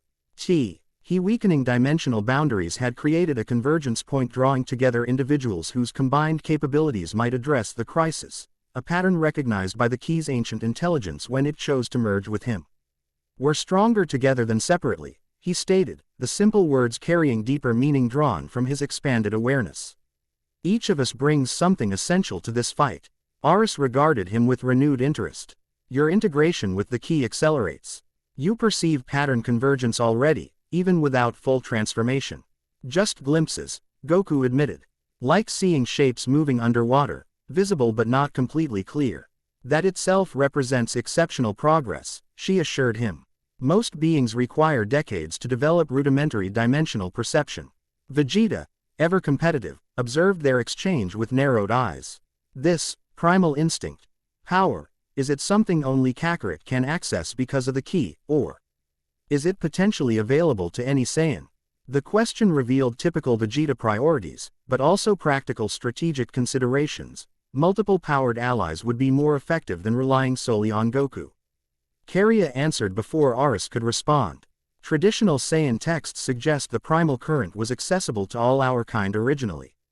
Specialized training techniques were developed to cultivate this connection, though few achieved mastery. In most timelines, this knowledge was lost when Sadala was destroyed, Aris added. Your timeline's development of divine key techniques, what you call Super Saiyan Blue and Ultra Instinct, represents convergent evolution toward similar capabilities through different methodological paths. Vegeta processed this information with tactical efficiency. So my existing mastery of divine key provides foundation for potentially developing these primal techniques, even without the key. Theoretically correct, Aris confirmed. Though development timeline would differ significantly. This assessment clearly satisfied Vegeta, who resumed eating with renewed focus, undoubtedly already planning how to incorporate this knowledge into his training regimen. As the meal concluded, Solera began organizing her research materials and equipment for transport. "I've initiated emergency protocols to secure the facility. Automated systems will maintain minimal operations until proper scientific teams can return." Goku sensed her reluctance to abandon years of research despite understanding the greater priority of the dimensional crisis. "We'll make sure your work here is protected," he assured her. "This place is important, not just for your research, but because of its connection to the dimensional boundary." Her amber eyes reflect surprised appreciation for his understanding. "Thank you. This station represents 5 years of my life dedicated to questions most of the scientific community dismissed as theoretical impossibilities." A smile briefly transformed her serious features. Validation feels surprisingly satisfying, even when accompanied by interdimensional invasion. With preparations complete, the group gathered outside the facility. Karia and Vegeta assisted in securing critical equipment while Aris examined the lingering dimensional effects from their battle, her multifaceted perception allowing her to identify issues invisible to conventional observation. "Local reality fabric exhibits stress fracturing," she reported. "Temporary stabilization is possible, but permanent repair requires key resonance at full activation." Goku approached the area she indicated, stretching out his hand toward what appeared to be empty air. Focusing on the dimensional awareness granted by his partial connection to the key, he perceived the damaged boundary, like microscopic cracks in an otherwise smooth surface. Following instinct rather than formal training, he channeled energy in a pattern that felt right rather than one he consciously understood. Silver blue light emanated from his palm, flowing into the damaged area like liquid seeking its own level. Where this energy touched the dimensional cracks, reality seemed to knit itself back together, not completely healed, but stabilized against further deterioration. Aris observed the process with analytical interest. Intuitive application without formal technique structure. Your natural resonance with the current is unusually compatible. It just felt like the right way to do it, Goku explained simply. Like my body remembers something my mind doesn't. Cellular memory accessing dimensional knowledge encoded in Saiyan genetic structure, she theorized. Potentially accelerated by your previous mastery of Ultra Instinct, which shares certain foundational principles with primal techniques. Vegeta, never one to miss competitive implications, filed this information away with calculating interest.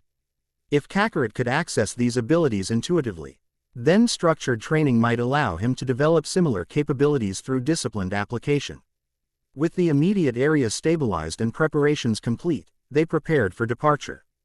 Goku's instant transmission would allow simultaneous transport of the entire group directly to Capsule Corporation, where Bulma awaited with resources and technology to support their efforts against the dimensional threat. As they gathered in position for teleportation, Solara gave one final glance toward her research station, 5 years of work now irrevocably altered by cosmic revelations. Her expression reflected not regret but determined anticipation. Theoretical questions had become practical necessities, obscure research suddenly the most relevant science on the planet. Ready? Goku asked, receiving confirming nods from each member of their unlikely alliance. With practiced ease, he placed 2 fingers to his forehead, focusing on Bulma's distinctive key signature halfway across the world. The key's energy pulsed within him, enhancing his perceptions beyond conventional space-time limitations. For a brief moment, he perceived not just their immediate destination but countless branching possibilities, parallel timelines where similar groups gathered to face the same threat under different circumstances. The insight vanished as quickly as it had appeared, but left him with renewed determination. Their fight wasn't isolated but part of a greater pattern spanning multiple realities. Success or failure here would resonate across dimensions. With that understanding, he activated the technique. Reality shifted around them, distance becoming meaningless as they vanished from the remote island to reappear instantaneously at Capsule Corporation's main complex. Bulma awaited them on the lawn, blue hair whipping in the breeze, expression shifting from concern to relief as they materialized safely before her. Behind her stood laboratory facilities representing the pinnacle of Earth's technology, now to be directed toward addressing threats beyond conventional scientific understanding. A new phase in their struggle against dimensional dissolution had begun. C. Chapter 2 and Chapter 3, Boundaries Broken. Capsule Corporation's central laboratory hummed with activity as dawn broke over West City. 3 days had passed since their confrontation with the Void Sovereign, and in that time, an unlikely alliance had transformed Bulma's research facility into a command central for Earth's dimensional defense. Holographic displays filled the circular room with cascading data, each monitor tracking different aspects of the growing crisis. The largest projection dominated the center, a slowly rotating globe marked with pulsing points of crimson light, each represent a location where reality had begun to thin. What had started as 7 distinct nexus points had expanded to 23 areas showing dimensional instability, spreading like fracture lines across a stressed pane of glass. The degradation accelerates, Aris observed, her multi-layered form shifting through spectra invisible to conventional human perception as she analyzed the patterns. Boundary integrity diminishes approximately 7.3% faster than initial probability models predicted. Bulma, who had adapted to working with an interdimensional being with remarkable scientific flexibility, manipulated the holographic display to highlight recent developments. Dark circles underscored her eyes, evidence of 72 hours with minimal sleep. The pattern isn't random, she noted, lighting mathematical correlations between affected sites. They're targeting points that, when connected, create a geometric lattice across the planet's energy grid. Solara nodded in agreement, MBER eyes reflecting holographic light as she compared the data to her own research. The 2 scientists had formed an immediate intellectual connection, their complementary specialties creating synergy. Why that accelerated their understanding of the dimensional phenomena. It resembles a controlled demolition approach, Solara suggested. Weakening structural supports sequentially to ensure complete collapse rather than partial failure. Across the room, Vegeta maintained a vigilant position near the windows, arms crossed as he divided his attention between the scientific discussion and the world outside. Though he projected his usual stern detachment, subtle tells, the occasional glance toward Bulma, the heightened awareness whenever new data appeared, betrayed his concern. If they're being this methodical, he interjected, they must have a specific timeline for completion. What's their endgame? Total dimensional boundary dissolution, Aris answered, her harmonic voice carrying tones that suggested concepts beyond conventional language. The pattern indicates preparation for what my kind would term a cascade failure. When enough boundary points weaken, the remaining struck. Touré cannot maintain separation between dimensions. Keria, who had spent much of the past days studying the temple artifacts with methodical precision, looked up from an ancient crystalline tablet. The partial transparency in her arm had gradually diminished, though traces of dimensional damage remained visible when she channeled energy. The ancient texts describe this as the Great Convergence, she added. Her formal tone softened by genuine concern. When all possibilities collapse into a single point of potentiality, neither existence nor non-existence, but indifferentiated chaos. A.M. Moment of weighted silence followed this assessment, broken by the laboratory doors sliding open to admit Goku. His orange GI showed signs of recent intensive training, minor tears and scorch marks that spoke of pushing limits rather than casual practice. Most notable was the faint silver-blue aura that occasionally flickered around him like heat distortion, visible only from certain angles. "Any progress?" he asked, accepting a towel from a service robot to wipe perspiration from his face. Bulma's expression tightened with concern. "Not the kind we'd hoped for. The dimensional thinning is accelerating. And we've detected 3 new potential incursion points in populated areas." Goku nodded, his characteristic optimism tempered but not extinguished by the gravity of their situation.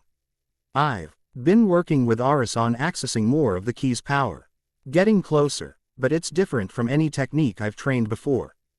"Different how?" Solera asked, scientific curiosity momentarily overriding strategic concerns. Goku considered the question, searching for words to describe an experience that transcended conventional perception. "It's like learning to see with completely new eyes. Not just sensing energy, but understanding how reality itself is structured. The key shows me glimpses, but controlling it is another challenge entirely. Your progress exceeds standard developmental parameters." Aris noted with what might have been approval. "Most beings require decades to develop rudimentary dimensional perception. Your previous mastery of Ultra Instinct provides conceptual foundation for accelerated integration." Vegeta pushed himself away from the window, competitive interest momentarily overriding his vigilant stance. "Show us. What can you perceive now that you couldn't before?" Rather than responding verbally, Goku closed his eyes, focusing inward where the key's energy pulsed beneath his consciousness. When his eyes reopened, they contained a subtle silvery luminescence that hadn't been present before. With deliberate movements, he extended his hand toward the central holographic display. The global projection responded to his gesture, not through technological interface but through direct manipulation of the energy creating the hologram. New patterns appeared, overlaying Bulma's scientific data with structures visible only to his enhanced perception. "These are the true dimensional boundaries," he explained, voice carrying faint harmonics similar to Aris's speech. "Not just where reality thins, but how the boundaries connect, support each other, flow into one another." The display transformed under his influence, revealing complex geometries that transcended 3-dimensional representation, structures that folded through space in patterns that strained conventional comprehension. Lines of force connected the various nexus points, creating a multidimensional web that encompassed the planet. "Remarkable," Solera whispered, our eyes wide as she recorded the phenomenon for later analysis. "You're perceiving quantum dimensional topography directly, without technological assistance." Keria studied the revealed patterns with tactical assessment. "The void entities are more strategic than I realized. They're targeting junction points where multiple boundary lines intersect, the load-bearing structures of dimensional separation."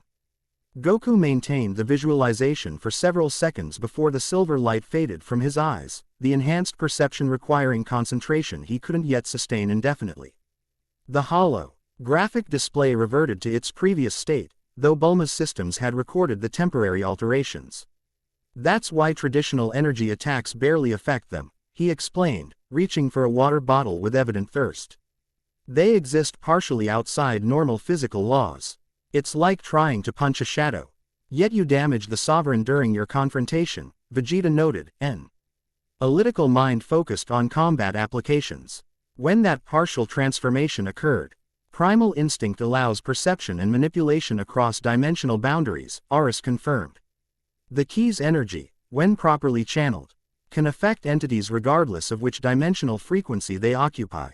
Their strategic discussion was interrupted as proximity alarms activated throughout the complex.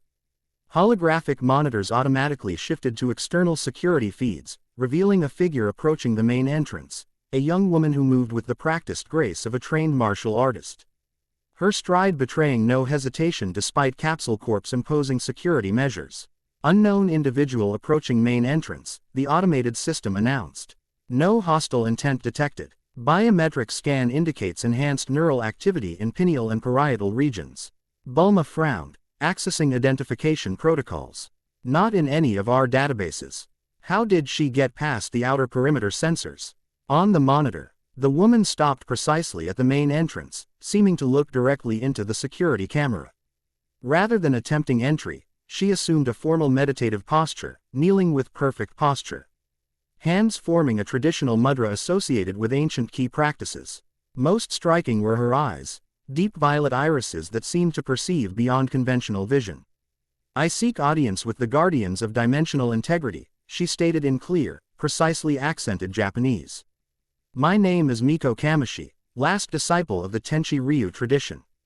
The rifts have shown me where I must be." Goku stepped closer to the monitor, studying the visitor with newfound perception. Though subtle to conventional observation, his enhanced senses detected unusual energy patterns surrounding the woman, not the divine ki he associated with gods, nor the dimensional complexity of Aris, but something distinctly human yet extraordinarily refined. "She has unusually developed ki," he observed. "Different from anything I've encountered before. More integrated with her consciousness." Carria joined his assessment, her military training automatically evaluating potential threat levels. Traditional Earth key manipulation techniques. Similar to what my timeline's historical records describe from when Saiyans first encountered this planet. Tenchi Ryu, Aris repeated, recognition flowing through her harmonic voice. An Earth tradition that maintained awareness of dimensional boundaries through meditative practices. Present in multiple timelines but believed extinct in this one. Bulma glanced between her companions, weighing security protocols against potential alliance. Strategic necessity won over caution. "I'll authorize entry. Vegeta, Goku, perhaps you should greet our visitor. Your energy sensitivity will detect any deception." The two Saiyans nodded in agreement, making their way to the main atrium while Bulma monitored from the laboratory. As they approached, the building's automated systems had already permitted the visitor entry. She stood waiting with perfect stillness, eyes closed in what appeared to be continued meditation despite having changed locations. As they drew closer, her eyes opened, fixing immediately on Goku with uncanny precision. Recognition flashed across her features, not personal familiarity, but something deeper. As though confirming an expected encounter. "You carry the ancient light," she stated without preamble, her formal speech carrying traditional inflections rarely heard in modern Japanese. As the temple writings foretold, Vegeta maintained a cautious distance, his posture balanced between diplomatic reception and combat readiness. "Who exactly are you, and what do you know about our situation?" Miko turned toward him, showing no intimidation despite Vegeta's imposing presence. "I am the last keeper of knowledge from the Tenchi Ryu tradition, those who have maintained awareness of dimensional boundaries since ancient times." She returned her attention to Goku. 3 nights ago, I experienced a vision of fracturing skies and void-born entities emerging through the cracks. The ancient meditative techniques revealed where I must go, to those who stand at the convergence point of this crisis." Goku studied her with open curiosity. Unlike most humans who projected confusion or fear when confronting cosmic events beyond ordinary experience, Miko emanated calm acceptance grounded in disciplined understanding. "You're human," he observed, "but your energy signature is unusually refined. Not like traditional key users have encountered." A subtle smile softened her formal demeanor. "The Tenchi Ryu practices differ from conventional martial arts. We do not project power outward as warriors do, but rather attune ourselves to the underlying rhythms of reality itself." She gestured toward her eyes. "What others call psychic sensitivity is merely perception aligned with diamonds. Ional frequencies normally filtered by human consciousness." Vegeta's perpetual scowl deepened with suspicion. "Convenient timing, your arrival. Just as we're developing countermeasures against dimensional incursions." "Not convenience but necessity," she corrected without defensiveness. "The boundaries thin more rapidly each day.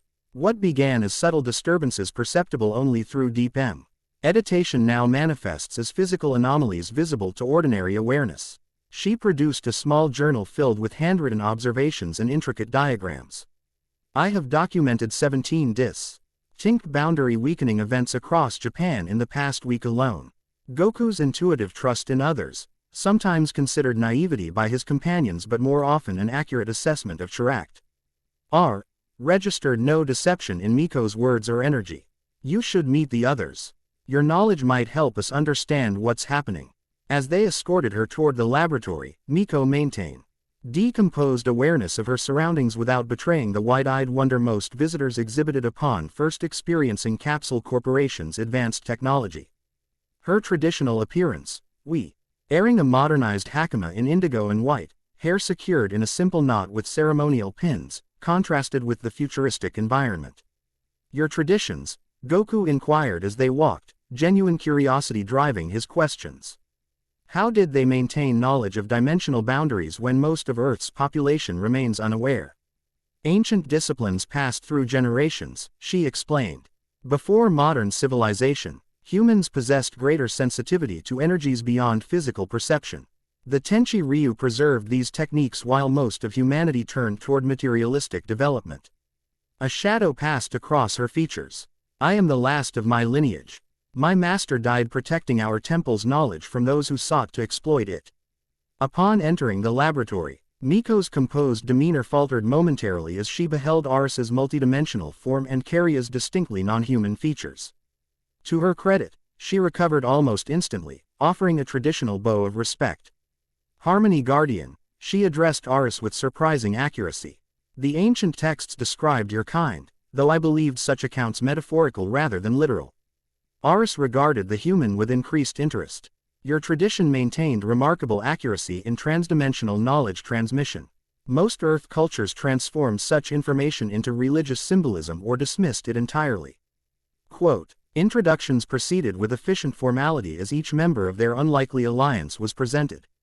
Miko absorbed the complex situation, interdimensional beings, alternate timelines, and cosmic threats, with disciplined equanimity that impressed even Vegeta, though he concealed any such reaction behind his characteristic scowl. When brought before THE holographic display showing global dimensional instabilities, Miko studied the patterns with immediate recognition. Without technological assistance, she identified several additional points not yet flagged by their monitoring systems. Here, she indicated a region in northern Japan, and here. Her finger traced a line through Southeast Asia. The boundary fabric thins along these convergence lines. I've sensed the disturbances through meditation, but seeing the global pattern confirms what my tradition has long prepared for. Solera approached with professional curiosity. Your perceptions align precisely with quantum fluctuation data we've recorded. How does your tradition explain these phenomena? We call it the Great Unweaving, Miko responded, violet eyes reflecting holographic light. When the threads that separate worlds begin to unravel, our scrolls speak of celestial weavers who established boundaries between realms at the dawn of creation, and dark entities who seek to return all existence to primordial chaos. Metaphorical description of actual dimensional engineering events, Aris translated for the scientists. Remarkably accurate conceptual framework despite linguistic limitations. Bulma, ever practical, focused on actionable information. Can your techniques help locate or predict new incursions? Our current monitoring systems detect dimensional inning only after it's progressed significantly. My meditative practices allow perception of disturbances at earlier stages, Miko confirmed. The Tenchi Ryu developed techniques specifically to monitor boundary integrity. More importantly, she turned toward Goku. We preserved knowledge of how to stabilize weakened boundaries through properly aligned key manipulation. This captured everyone's attention, particularly Goku's. You know how to repair these dimensional tears. Not repair, she clarified, but stabilize, preventing further deterioration while natural dimensional forces restore proper separation. The technique requires precisely calibrated energy applied through specific meditative forms. The key's energy pulsed within Goku, responding to this information with recognition. Knowledge unfurled in his mind. not conscious thought but intuitive understanding connecting Miko's traditional practices with the primal current techniques Aris had begun teaching him. Your meditative forms, he realized. They're similar to what I've been learning to channel the key's energy. Convergent methodology, Aris observed with academic interest. Different cultural frameworks, developing similar techniques to address identical dimensional principles. Keria, who had been observing the exchange with tactical assessment, identified the strategic implications immediately. If conventional human key techniques can stabilize minor boundary weaknesses, properly channeled primal current energy through the key might repair major incursions. We need to test this theory immediately, Vegeta declared. Martial pragmatism overriding scientific caution. The Kaiju mountain range contains the primary nexus point. If we can stabilize it, we could potentially halt the cascade effect across all secondary points. Solera completed the thought, amber eyes alight with scientific realization. Like reinforcing a keystone in an arch. Bulma was already recalibrating monitoring systems. Latest readings show accelerated thinning at the Kaiju nexus. If we're going to attempt stabilization, it needs to happen within the next 12 hours before boundary integrity reaches critical failure threshold. The strategic implications were clear. They needed to journey to the eastern Kaiju mountain range immediately to attempt stabilization of Earth's primary dimensional nexus point. Failure would accelerate the planet's vulnerability to systematic void incursions beyond their ability to counter. I'll prepare transportation, Bulma decided, already accessing Capsule Corp's advanced aircraft systems. The electromagnetic anomalies will make conventional navigation challenging, but I've developed shielding that should get us close enough. I'll go alone, Goku offered. Instant transmission can get me there immediately, and if something goes wrong. Unacceptable strategy, Aris interrupted with uncharacteristic directness. Your connection to the key remains partially integrated. Attempting major dimensional manipulation without proper support increases failure probability by approximately 78.3%. She's right, Keria agreed, military assessment overriding individual heroics. This requires coordinated effort. The Guardian should stabilize the boundary while you apply the key's energy to repair structural damage. Miko stepped forward, violet eyes reflecting calm determination. My techniques can help identify precisely where and how the boundary fabric should be reinforced. Working in concert with your abilities would maximize effectiveness. Vegeta, never one to remain behind during crucial battles, crossed his arms with finality. I'll maintain defensive perimeter. If void entities detect our attempt to stabilize their primary target, they'll respond with maximum force. Which means we all go, Bulma concluded, her tone brooking no argument. Each with specific tactical responsibilities based on our unique capabilities. Preparation proceeded with efficient urgency. Bulma programmed a specialized aircraft designed to navigate the extreme electromagnetic disturbances surrounding the Kaiju mountains. Solera assembled monitoring equipment calibrated to track dimensional fluctuations at microscopic levels. Keria and Vegeta discussed combat strategies effective against void entities based on their previous encounter. Goku found high MSELF drawn to where Aris and Miko conversed, the interdimensional being and the human traditionalist finding unexpected common ground in their understanding of dimensional energies despite vastly different origins. Your meditative postures physically align your energy system with dimensional frequencies, Aris was observing. Remarkably efficient adaptation of biological limitations to perceive multidimensional phenomena. Miko demonstrated a specific hand position. This mudra was developed to stabilize practitioner consciousness when dimensional perceptions become overwhelming. Perhaps, it might assist with the key bearer's integration process. Goku approached with characteristic openness. Could you teach me? Every little bit helps, especially if we're heading into a major nexus point. Miko's formal demeanor softened slightly at his earnest request. Of course, the stabilization techniques were designed to be accessible even to those without extensive training. She demonstrated a sequence of precise movements combining hand positions, breathing patterns, and subtle energy circulation. This centering form creates internal dimensional alignment, allowing clearer perception without consciousness fragmentation. Quote, as Goku replicated the movements with a martial artist's precise body control, the key's energy responded, not with the overwhelming surge he'd experienced during combat, but with measured resonance that enhanced his perception without threatening his conscious control. That helps, he confirmed, genuine appreciation in his voice. It's like finding the right frequency to tune into. Everything becomes clearer without becoming overwhelming. The Tenchi Ryu techniques were developed specifically to help human consciousness safely interface with dimensional awareness, Miko explained. Your capacity is naturally much greater, but the principle remains valid, controlled perception rather than unfiltered exposure. Your tradition anticipated these events, Goku observed, intuiting connections beyond what she'd explicitly stated. The dimensional weakening, the void entities, you've been preparing for this. A complex emotion crossed her features, something between solemn acceptance and subtle pride. For 17 generations, my family maintained vigil and preserved knowledge most dismissed as mystical superstition. We knew this time would come, though none expected it within my lifetime. Further conversation was interrupted as Bulma announced readiness for departure. Final preparations completed with practiced efficiency, equipment secured, tactical responsibilities assigned, contingency plans established. Within 30 minutes, they were airborne in one of Capsule Corporation's most advanced aircraft, specially modified for their current mission. The sleek vessel cut through morning clouds as they headed toward the remote mountain range. Inside the spacious cabin, the Unlikely Alliance continued strategy discussions. EEL monitoring dimensional conditions in real time. Holographic displays showed accelerating deterioration at their destination, the primary nexus point already manifesting visible atmospheric anomalies detectable by satellite imagery.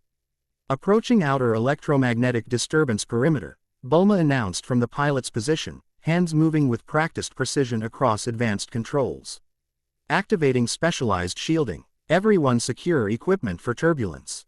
As they penetrated the anomalous region surrounding the mountains, conventional electronics began failing despite Capsule Corp's advanced shielding.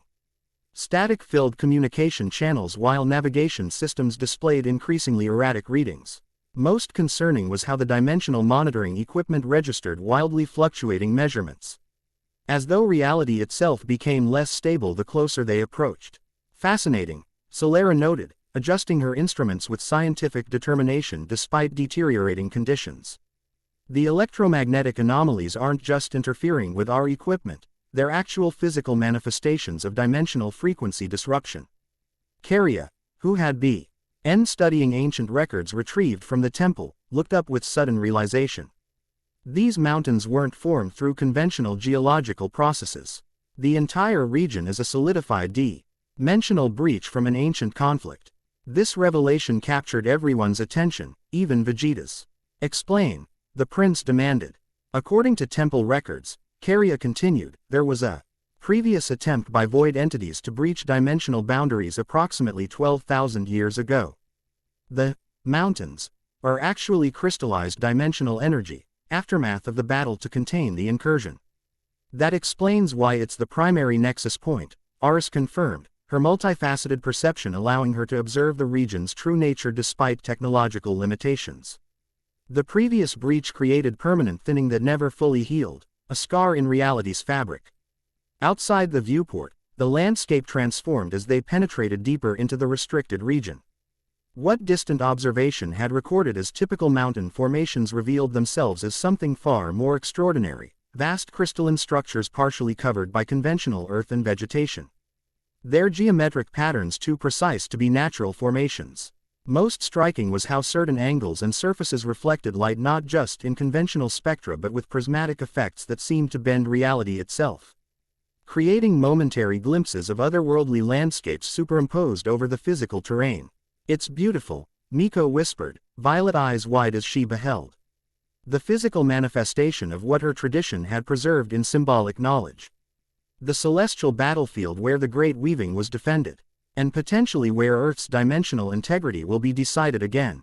Vegeta noted with characteristic pragmatism, though even his stern features registered momentary appreciation for the spectacular landscape. Further observations were cut short as the aircraft's systems began failing more dramatically, warning lights flashing across control panels as they penetrated the heart of the anomalous region. We can't get any closer with conventional technology, Bulma announced, already implementing contingency protocols.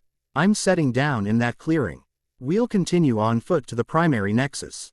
The landing proved challenging even with Bulma's expert piloting. The aircraft buffeted by energy currents invisible to conventional perception but increasingly tangible as dimensional frequencies collided around them. When they finally touched down approximately 3 kilometers from their target destination, the relief was palpable. Disembarking revealed an environment that defied conventional experience. The clearing where they landed appeared normal at first glance: alpine vegetation, scattered boulders, thin mountain air, but subtle wrongness permeated everything. Colors seemed slightly shifted from their expected wavelengths. Sounds carried unusual harmonics, and occasionally, when viewed from specific angles, objects appeared to exist in multiple states simultaneously. Reality slippage, Aris identified the phenomenon. Dimensional frequencies overlapping due to boundary deterioration. Goku felt the key's energy responding to their surroundings, pulsing beneath his consciousness with increasing intensity. The meditative techniques Miko had taught him helped maintain equilibrium, but still, his perception expanded beyond normal limitations, seeing not just the physical landscape but the dimensional currents flowing through it. The nexus is that way, he indicated, pointing toward what appeared to be a massive crystalline formation partially embedded in the mountainside. I can feel the boundary thinning most intensely there. Confirmed, Miko nodded, her violet eyes partially unfocused as she employed Tenchi Ryu perception techniques. The dimensional currents converge at that formation. Ulma secured the aircraft while Solera prepared portable monitoring equipment designed to function despite electromagnetic interference. Karya and Vegeta assumed protective positions, their warrior instincts responding to the tactically vulnerable situation of traveling through increasingly unstable territory. Their journey through the strange landscape proceeded with cautious urgency. With each step closer to the nexus point, reality became increasingly malleable. Vegetation shifted between states, sometimes appearing as expected alpine growth, other times transforming into crystalline format. Ions are entirely alien flora before returning to normal.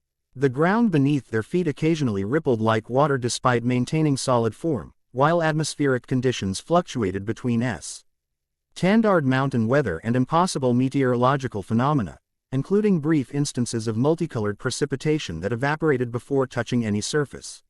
Most disconcerting were the momentary apparitions, ghostly images of beings and structures from other dimensions briefly visible before fading back beyond perception. Some appeared almost human, others completely alien, all seemingly unaware of the Earth group traversing what must have been, from their perspective, equally phantasmal visitors. Dimensional bleed-through, Aris explained as they navigated the increasingly surreal environment. As boundaries weaken, perception extends across multiple realities simultaneously. What we see as brief apparitions are beings going about normal existence in their home dimensions. Are we appearing in their worlds too? Bulma asked, scientific curiosity competing with practical caution as she recorded the phenomena. Likely, though perception parameters vary significantly between dimensional planes. Some beings would perceive us clearly, others not at all, depending on their natural sensory configuration. As they approached within 1 kilometer of the primary nexus, a new phenomenon manifested, ribbons of energy visible even to conventional human perception, flowing through the air like aurora borealis brought to ground level. These luminous streams moved with purpose rather than random atmospheric behavior, sometimes forming complex patterns before dispersing. Energy entities, Aris identified them, her multifaceted form shifting to better perceive the phenomenon. Consciousness patterns that exist as pure energy rather than matter-based biology. This dimensional junction allows their manifestation in perceptible form. Miko approached one such ribbon of light, her expression reflecting recognition rather than surprise. The Tenchi Ryu texts called them wise lights, beings who exist between worlds and sometimes offered guidance to those with properly attuned perception. Before anyone could respond, one energy ribbon detached from its fellows, approaching their group with deliberate movement. Unlike the others that maintained amorphous flowing patterns, this entity began consolidating its energy into more defined structure, still composed entirely of luminous force but developing features that suggested intentional communication. The light coalesced into a roughly humanoid shape, though its proportions remained fluid and its features abstracted. Most striking was how its coloration shifted continuously through spectra beyond conventional perception, creating an effect of sublime beauty that transcended biological aesthetics. When it spoke, The words formed directly in their minds rather than through conventional sound, not intrusive like the void entity's communication, but gently resonant, like perfectly pitched musical notes conveying meaning beyond their auditory properties. Travelers between, the entity addressed them collectively. Your presence at the nexus indicates awareness of dimensional dissolution. Purpose query. Goku stepped forward instinctively, the key's energy responding to the entity's presence with recognition rather than alarm. We're here to stabilize the dimensional boundary. Void entities are systematically weakening reality barriers. The energy being's form rippled with what might have been emotion, its colors shifting toward deeper blues and violets. Confirmation of observed pattern. This consciousness has monitored increasing boundary degradation through 17-dimensional cycles. You've been studying the dimensional thinning? Solera asked, amber eyes alight with scientific curiosity despite the extraordinary circumstances. Not study. Existence preservation necessity. The entity's form expanded slightly, revealing more complex internal patterns. This consciousness depends on boundary integrity for manifestation continuation. Understanding dawned across the group. Simultaneously, this being's very existence relied on the proper separation between dimensions. The void entity's activities threatened not just Earth but countless forms of consciousness across multiple planes of reality. Do you know how to repair the boundary here? Goku asked, hope coloring his question. The entity's form contracted briefly before expanding in a new configuration. Repair beyond single consciousness capability. However, this one observes your energy signature contains primal resonance potential. Its attention focused more specifically on Goku, colorful energy patterns intensifying around what might have been considered its sensory apparatus. You carry ancient catalyst. Unexpected development outside probability parameters. The key, R is translated for those without dimensional perception. It recognizes the primal key's energy signature. The energy being rippled with renewed intensity. Vena offers assistance capacity. Boundary knowledge through direct dimensional interface experience. Vena, Miko repeated. That's your name. Simplified sonic designation acceptable for material consciousness communication. The entity, Vena, confirmed. Complete. E-identification requires energy pattern recognition beyond biological perception limitations. Carria, ever strategic, focused on practical implications. You said you offer assistance. What specifically can you contribute that we cannot? Quote, Vena's form shifted again, becoming simultaneously more defined and more abstract, a visual paradox challenging conventional perception. This consciousness exists across multiple dimensional frequencies simultaneously. Direct energy manipulation possible at boundary interfaces. A native dimensional manipulator, R is translated, her own multilayered form sharing certain properties with Vena's energy composition. Potentially invaluable for precision boundary work beyond what even the key can accomplish without full mastery. Vegeta, who had maintained vigilant assessment throughout the encounter, raised the security concern. How do we know this entity isn't allied with the void consensus? Convenient timing, offering help just as we approach the nexus.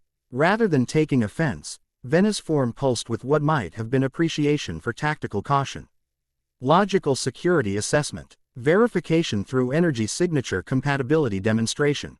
Without further explanation, the energy being extended a tendril of its luminous substance toward Goku, stopping short of physical contact.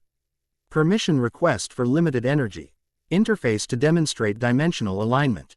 Goku considered briefly before nodding. Go ahead. The tendril of energy made contact with his shoulder, creating not physical sensation but a dire cord connection between consciousness patterns. For a moment, Goku's perception expanded exponentially, experiencing reality simultaneously from both his perspective and Vena's multidimensional awareness. The experience lasted only seconds before the connection broke, but conveyed volumes of information impossible to articulate through conventional language. Most importantly, it established Vena's fundamental incompatibility with void entities. Where they sought undifferentiated chaos, Vena's existence depended on harmonious separation between dimensional planes. She's trustworthy, Goku streaked, aided with certainty as the connection faded. And she knows this nexus point better than any of us. She's been monitoring it for centuries. She, Bulma questioned, noting the pronoun choice. Goku shrugged. It's complicated. Vena doesn't have biological gender, but her consciousness pattern feels feminine in how it's structured. At least, that's how my mind interpreted it during our connection. Acceptable categorical approximation, Vena confirmed, her form shifting slightly toward more feminine proportions though still remaining largely abstract. Biological designations facilitate communication efficiency. With Vena's assistance established, they continued toward the primary nexus point with renewed purpose.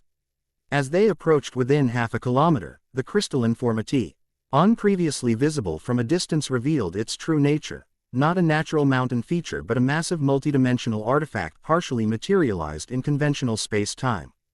The structure defied architectural categorization, its geometries simultaneously precise and organic, as though grown rather than constructed yet following mathematical principles beyond conventional understanding. Surfaces reflected light not just visually but dimensionally, creating windows into other realities that shifted with viewing angle and observer consciousness. Most concerning was the visible damage. Spreading across the crystalline surface, fracture patterns reminiscent of shattered glass but extending beyond 3 dimensions, each crack leaking darkness that wasn't mere absence of light but the actual void between realities. The nexus point is critically compromised, Aris assessed, her multifaceted perception allowing comprehensive understanding of the damage. Boundary integrity approxy, mately 27% of optimal parameters and deteriorating rapidly. Deterioration accelerated 17 temporal units previous, Vena added, her energy form fluctuating with what might have been concern. Coordinated external interference pattern detected. The Void Sovereign, Caria concluded grimly.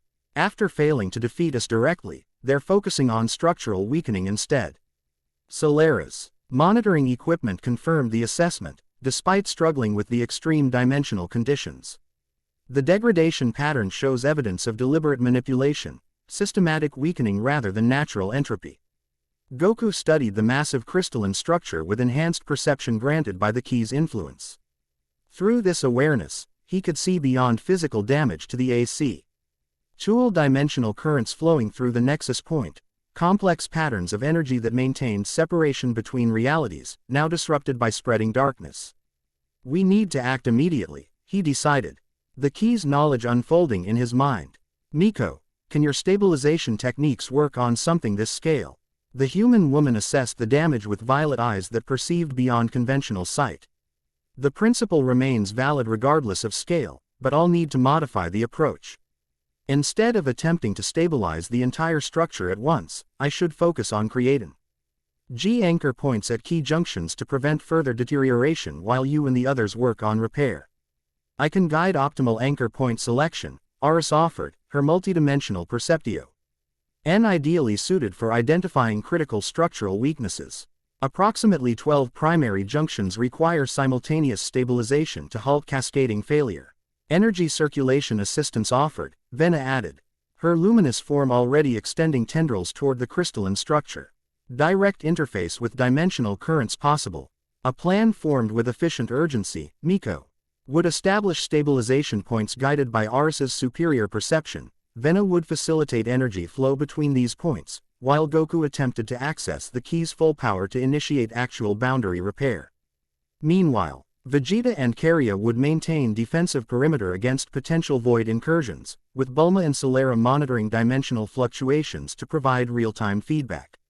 As they moved into position around the nexus structure, reality itself seemed to respond to their intentions.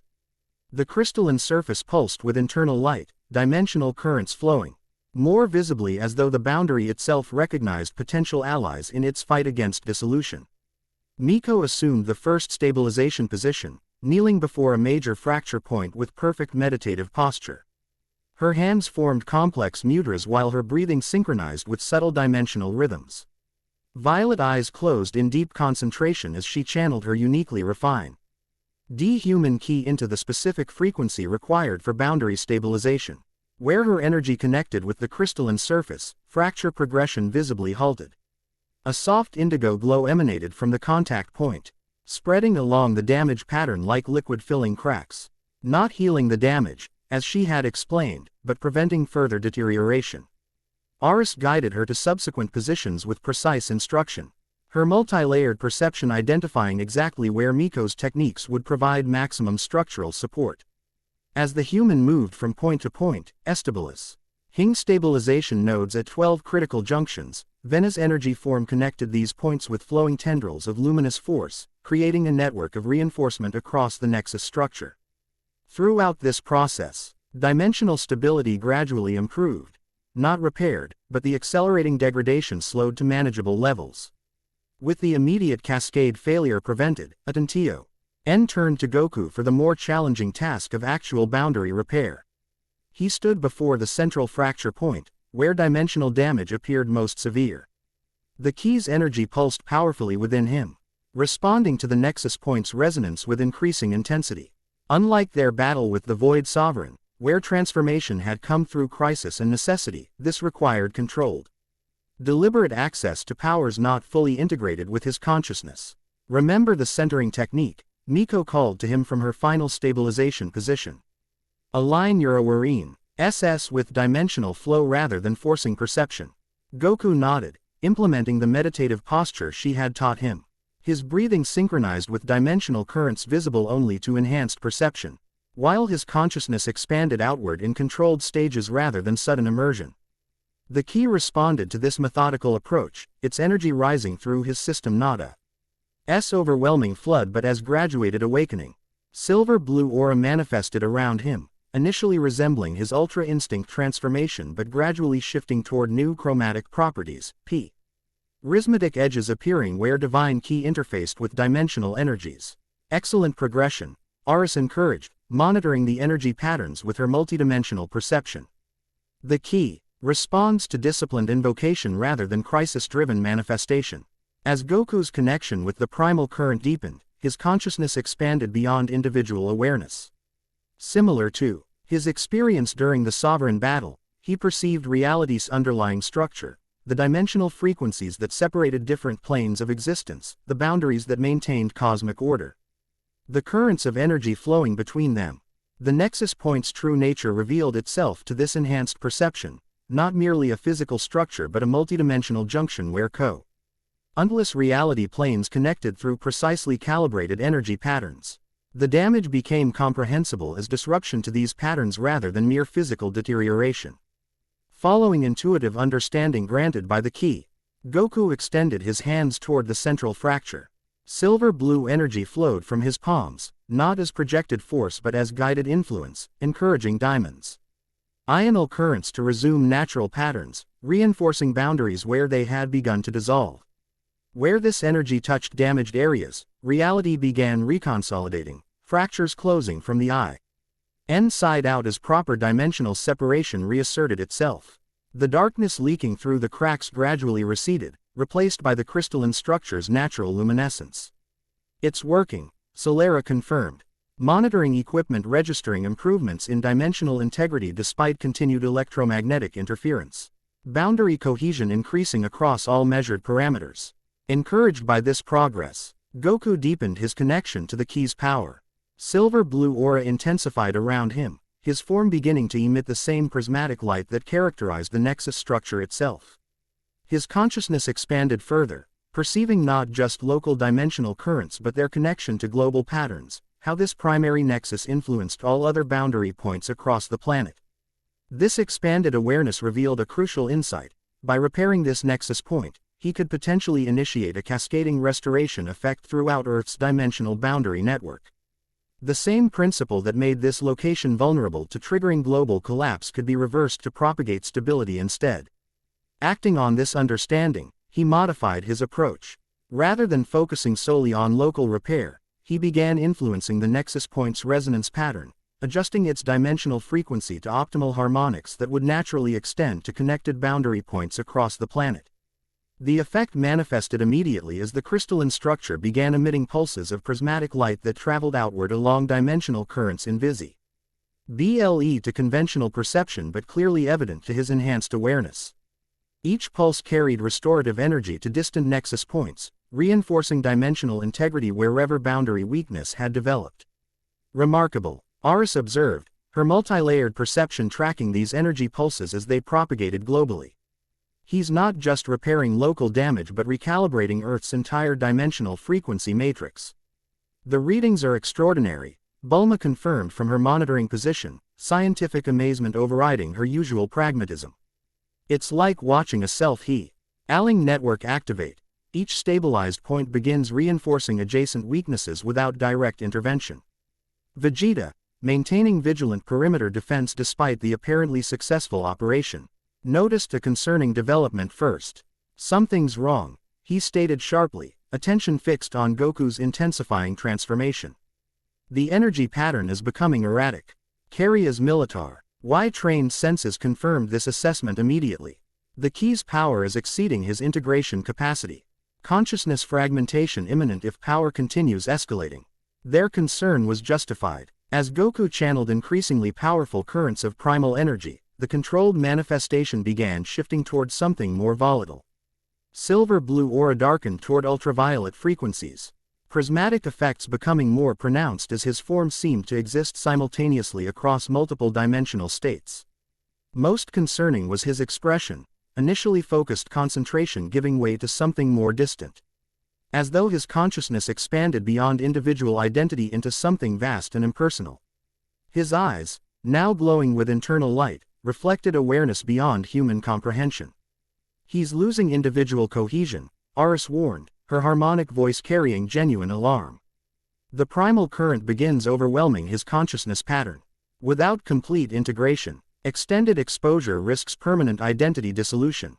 What does that mean? Bulma demanded, fear for her longtime friend overriding scientific curiosity. His sense of self is dispersing across dimensional planes. Aris explained with urgent precision. If the process continues unchecked, his consciousness will merge with the primal current itself, awareness expanded to cosmic scale but individual identity effectively erased. Despite this dangerous progression, the boundary repair continued accelerating.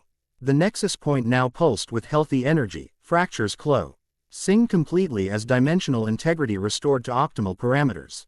Energy pulses continued propagating outward along connected boundary points, each strengthening Earth's dimensional fabric against void incursions. We need to extract him from the current, Karya stated with tactical decisiveness. The primary repair is complete.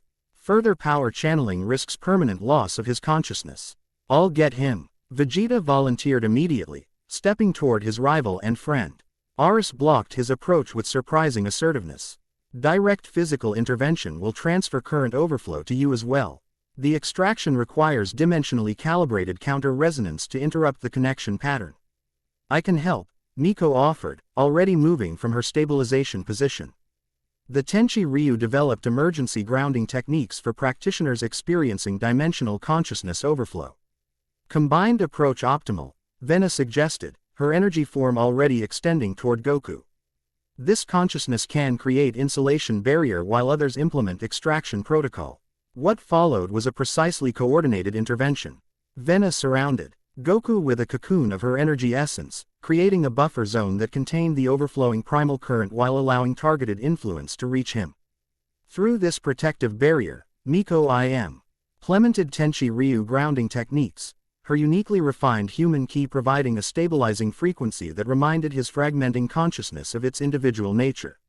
Simultaneously, RSE employed her multidimensional expertise to gradually step down the current's intensity without causing catastrophic disruption to the ongoing boundary repair. Her layered form shifted through multiple configurations as she carefully modulated dimensional frequencies connecting Goku to the nexus point. The combined approach succeeded where individual efforts might have failed. Gradually, Goku's aura shifted back toward controlled silver-blue rather than overwhelming ultraviolet. His expression regained focus, awareness returning to individual consciousness rather than cosmic dispersion. Most importantly, his eyes, which had begun showing troubling similarities to the prismatic reflections of the nexus structure itself, returned to recognizable human appearance despite retaining subtle luminescence. As his transformation stabilized at manageable levels, Goku regained sufficient awareness to assist in his own extraction. Following Miko's guidance, he implemented the centering techniques she had taught him. Gradually disengaging from the primal current's full flow while maintaining sufficient connection to complete the boundary repair. Finally, with one last pulse of silver-blue energy, he separated from the nexus point entirely. The crystalline structure continued emitting restorative pulses independently, now self-sustaining in its boundary maintenance function. The repair had achieved critical threshold, allowing natural dimensional processes to complete restoration without further external influence.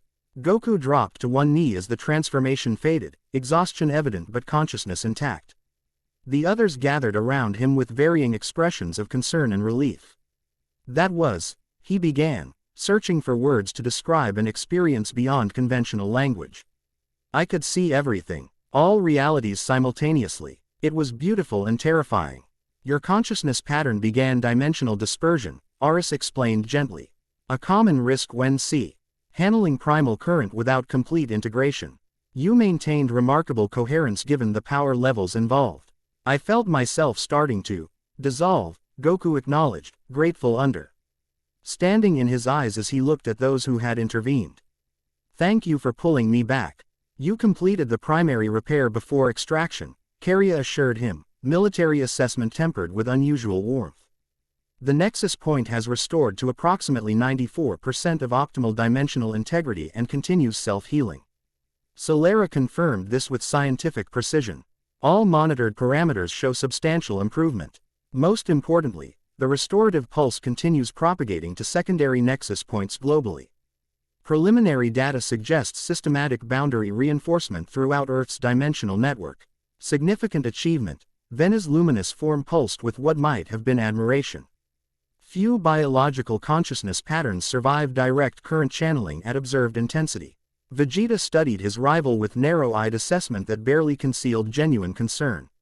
You need to master this power properly, Kakarot. Cosmic dissolution isn't an acceptable training outcome. Yeah, got that, Goku agreed with exhausted humor. Definitely need more practice before trying something this scale again. Miko knelt beside him, violet eyes assessing his energy with practiced perception. Your ki shows residual dimensional instability. I can teach you additional grounding techniques to help reintegrate conventional consciousness patterns. Before further recovery discussions could develop, Bulma's monitoring equipment emitted urgent alerts.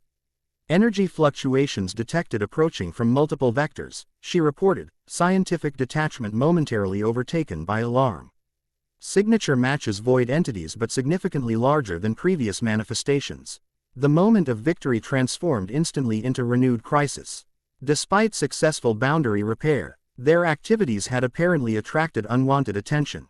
The Void Consensus, detecting their intervention at the primary nexus point, had dispatched forces to counter their efforts. They're attempting to undo our repairs before dimensional reinforcement completes, Karya assessed, military training immediately identifying strategic priorities. We need defensive perimeter established immediately. Vegeta was already moving to intercept, blue aura of Super Saiyan God form erupting around him as he channeled divine ki. How many hostiles and from which approach vectors?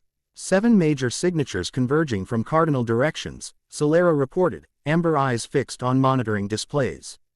Largest concentration approaching from northeastern quadrant, and with void sovereign energy pattern but approximately 250% previous manifestation scale. They've sent something bigger than the sovereign we faced before, Goku realized, struggling to his feet despite obvious exhaustion. His earlier transformation had left him temporarily depleted, the ki's energy still present but muted by recent overextension. You are in no condition for combat, Aris stated with uncharacteristic directness. Your consciousness pattern requires stabilization period following current exposure at observed intensity. Defensive necessity overrides recovery protocol, Vena countered. Her energy form already shifting toward more combat-oriented configuration. This consciousness will assist barrier generation to contain void entities. The debate became academic as reality fractured around them. Unlike the controlled dimensional visualization they had experienced approaching the nexus point, these new distortions manifested with violent intensity, space tearing open in jagged wounds that leaked absolute darkness. From these dimensional breaches emerged entities far more substantial than previous void heralds.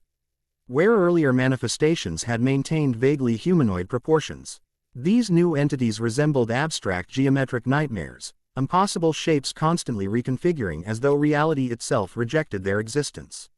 Most disturbing as how matter simply ceased to exist where they passed, perfect absence replacing anything they touched. Most threatening was the central manifestation emerging from the largest breach, a void Sovere. GN dwarfing the entity they had previously encountered. Its form resembled a constantly shifting cathedral of negative space, architectural impossibility given malevolent purpose. Where the previous sovereign had projected cold calculation, this entity radiated something approaching emotion, rage translated into dimensional disruption. Reality preservers, its mental voice thundered across consciousness rather than physical sound. Your interference pattern exceeds acceptable parameters. Consensus authorization granted for immediate dissolution of all present entities. They've escalated far beyond expected response threshold. Aris observed, her normally measured tones carrying genuine concern. This manifestation represents consensus overseer status, significantly higher authority than standard sovereigns. Vegeta, never intimidated regardless of power differentials, launched immediate counterattack. Divine Ki concentrated into precisely targeted energy projection. He struck at W. Had appeared to be junction points in the Overseer's impossible geometry. Final flash. The attack connected with devastating force that would have atomized conventional matter. Against the void entity, it created momentary disruption. Sections of its negative space form briefly destabilizing before reconstituting with altered configuration. Primitive energy projection. The Overseer's voice carried something resembling amusement. Dimensional ignorance typical of biological evolution limitations. Its counterattack manifested not as projected force but as localized reality alteration, the space around Vegeta suddenly reconfiguring to eliminate concept of solidity. The prince found himself momentarily phase-shifting between material and energy states, his precise control of divine Ki only thing preventing complete molecular dissolution. Caria intervened with practiced efficiency, her ceremonial dagger inscribing symbols in reality itself that temporarily reinforced conventional physics around Vegeta's position. Direct energy attacks are ineffective, she called out. We need to employ boundary reinforcement techniques to limit their manifestation capacity. Understanding flowed through their impromptu alliance with remarkable synchronicity. Miko immediately began implementing Tenchi Ryu stabilization techniques at perimeter positions, creating anchor points that reinf Orc local reality against void manipulation. Vena extended her energy form into protective barriers around these anchors, preventing immediate dissolution by direct void contact. Aris, whose multi-dimensional nature made her particularly effective against void entities, engaged smaller manifestations with precise counter-frequency techniques, her layered form shifting through multiple configurations to disrupt their dimensional coherence. Bulma and Solera maintained critical monitoring functions despite deteriorating conditions, their scientific discipline providing essential tactical info. Mashing about dimensional weaknesses and effective countermeasures. When conventional equipment began failing under reality distortion effects, they adapted with impressive resourcefulness, recalibrating sensors to function despite physics fluctuations. At the bottle's center, Goku struggled against both internal exhaustion and external threat. The Ki's energy remained partially accessible despite his earlier overextension, but full transformation seemed temporarily beyond reach. Nevertheless, he contributed effectively through strategic application of the dimensional knowledge gained during his expanded awareness state. Rather than attempting direct attacks against the void entities, he focused on reinforcing the Nexus Point's newly restored integrity, ensuring their hard-won repairs wouldn't be undone by the Overseer's presence. This defensive approach proved crucial as the massive entity directed significant effort toward corrupting the dimensional frequencies they had just stabilized. Despite their coordinated defense, the situation deteriorated rapidly. The void entity's capacity to manipulate fundamental reality properties gave them significant advantage, particularly as the Overseer demonstrated abilities far beyond the previous sovereign. Most concerning was its apparent strategy, not merely attacking the defenders directly but systematically unraveling the dimensional repairs Goku had implemented. It's targeting the resonance pattern, Aris warned, her multilayered perception tracking the subtle dimensional manipulations. If it disrupts the propagation effect before global reinforcement completes, all Nexus points will revert to deteriorating state. This assessment crystallized their tactical priority. They needed to protect the repair process long anew.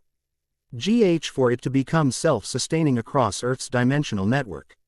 According to Solera's calculations, Complete propagation required approximately 17 more minutes of uninterrupted resonance. We need to contain the overseer specifically, carry a determined, military strategy focusing on primary threat. The lesser manifestations are concerning but not capable of disrupting the global resonance pattern. Containment field might work, Goku suggested, drawing on knowledge gained during his expanded awareness state. If we can create a localized dimensional bubble around it, isolating its influence from affecting the nexus point. Combination approach possible, Vena contributed, her energy form already adapting to proposed strategy. This consciousness can generate field bow, Nadari while others supply stabilization energy. Implementation proceeded with remarkable coordination considering their diverse origins and abilities. Vena extended her energy essence into a spherical configuration surrounding the overseer, creating the initial boundary layer. Miko established stabilization points around this perimeter, her Tenchi Ryu techniques anchoring the containment field to local reality. Karia's ceremonial dagger inscribed dimensional reinforcement symbols that prevented the overseer from simply phase shifting beyond the containment. Most crucially, Aris employed her multidimensional expertise to counter the overseer's attempts to disrupt their combined technique.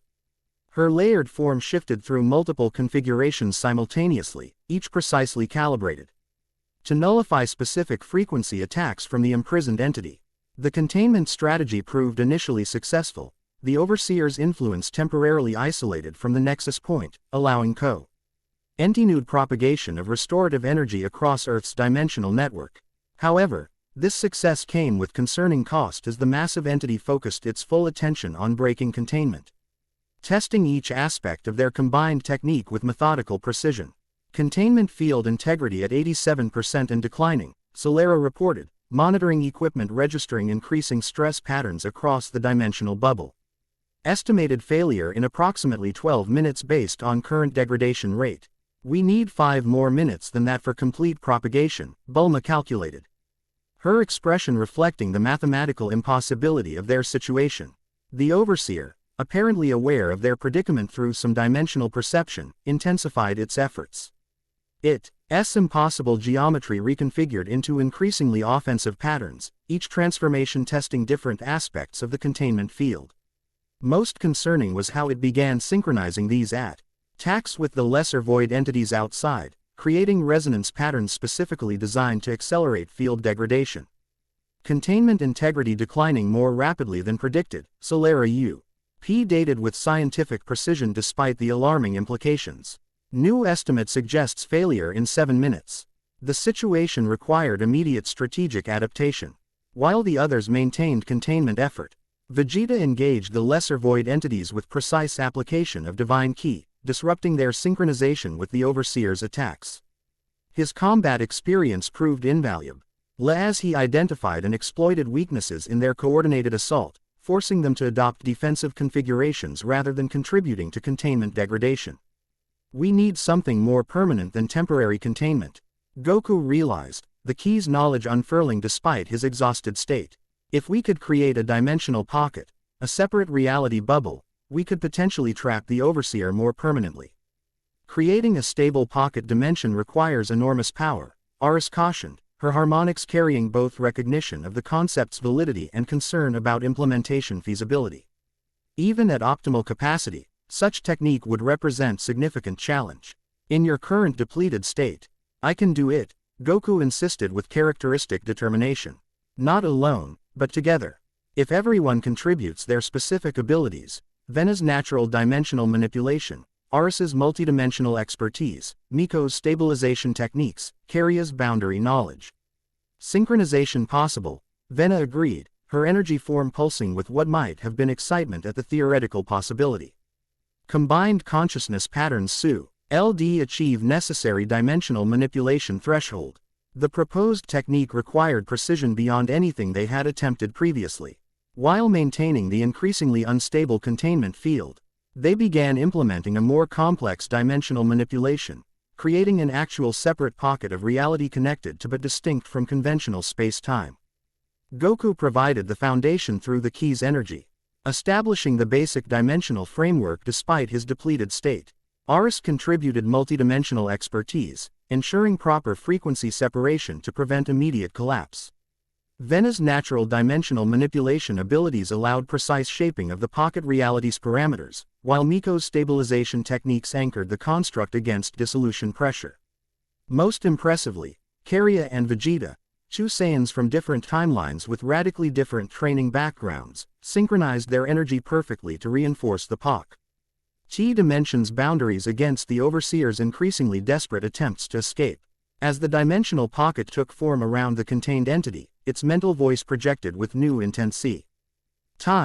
Not just cold calculation but something approaching genuine emotion. This solution temporary, it declared with what might have been desperate defiance.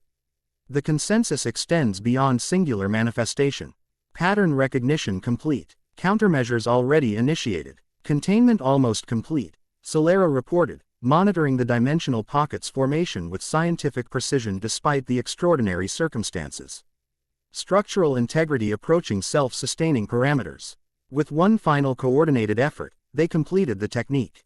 The dimensional pocket sealed closed, creating a self-contained reality bubble separate from conventional space-time. Inside, the Overseer remained trapped, still existing but unable to influence events outside its private dimensional prison.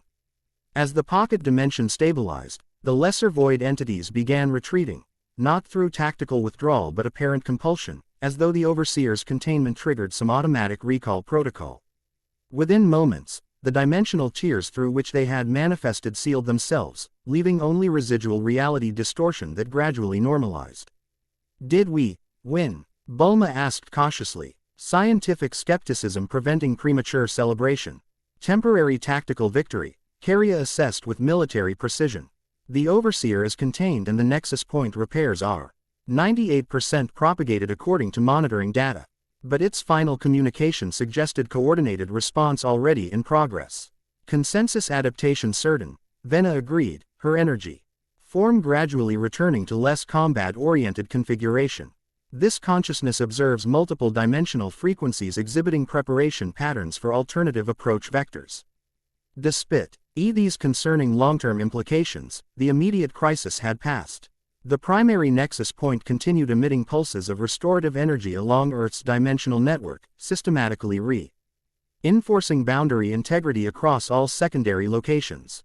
Monitoring data confirmed global propagation had reached critical threshold. Even if new attacks came, the planetary dimensional fabric had been significantly strengthened against immediate collapse.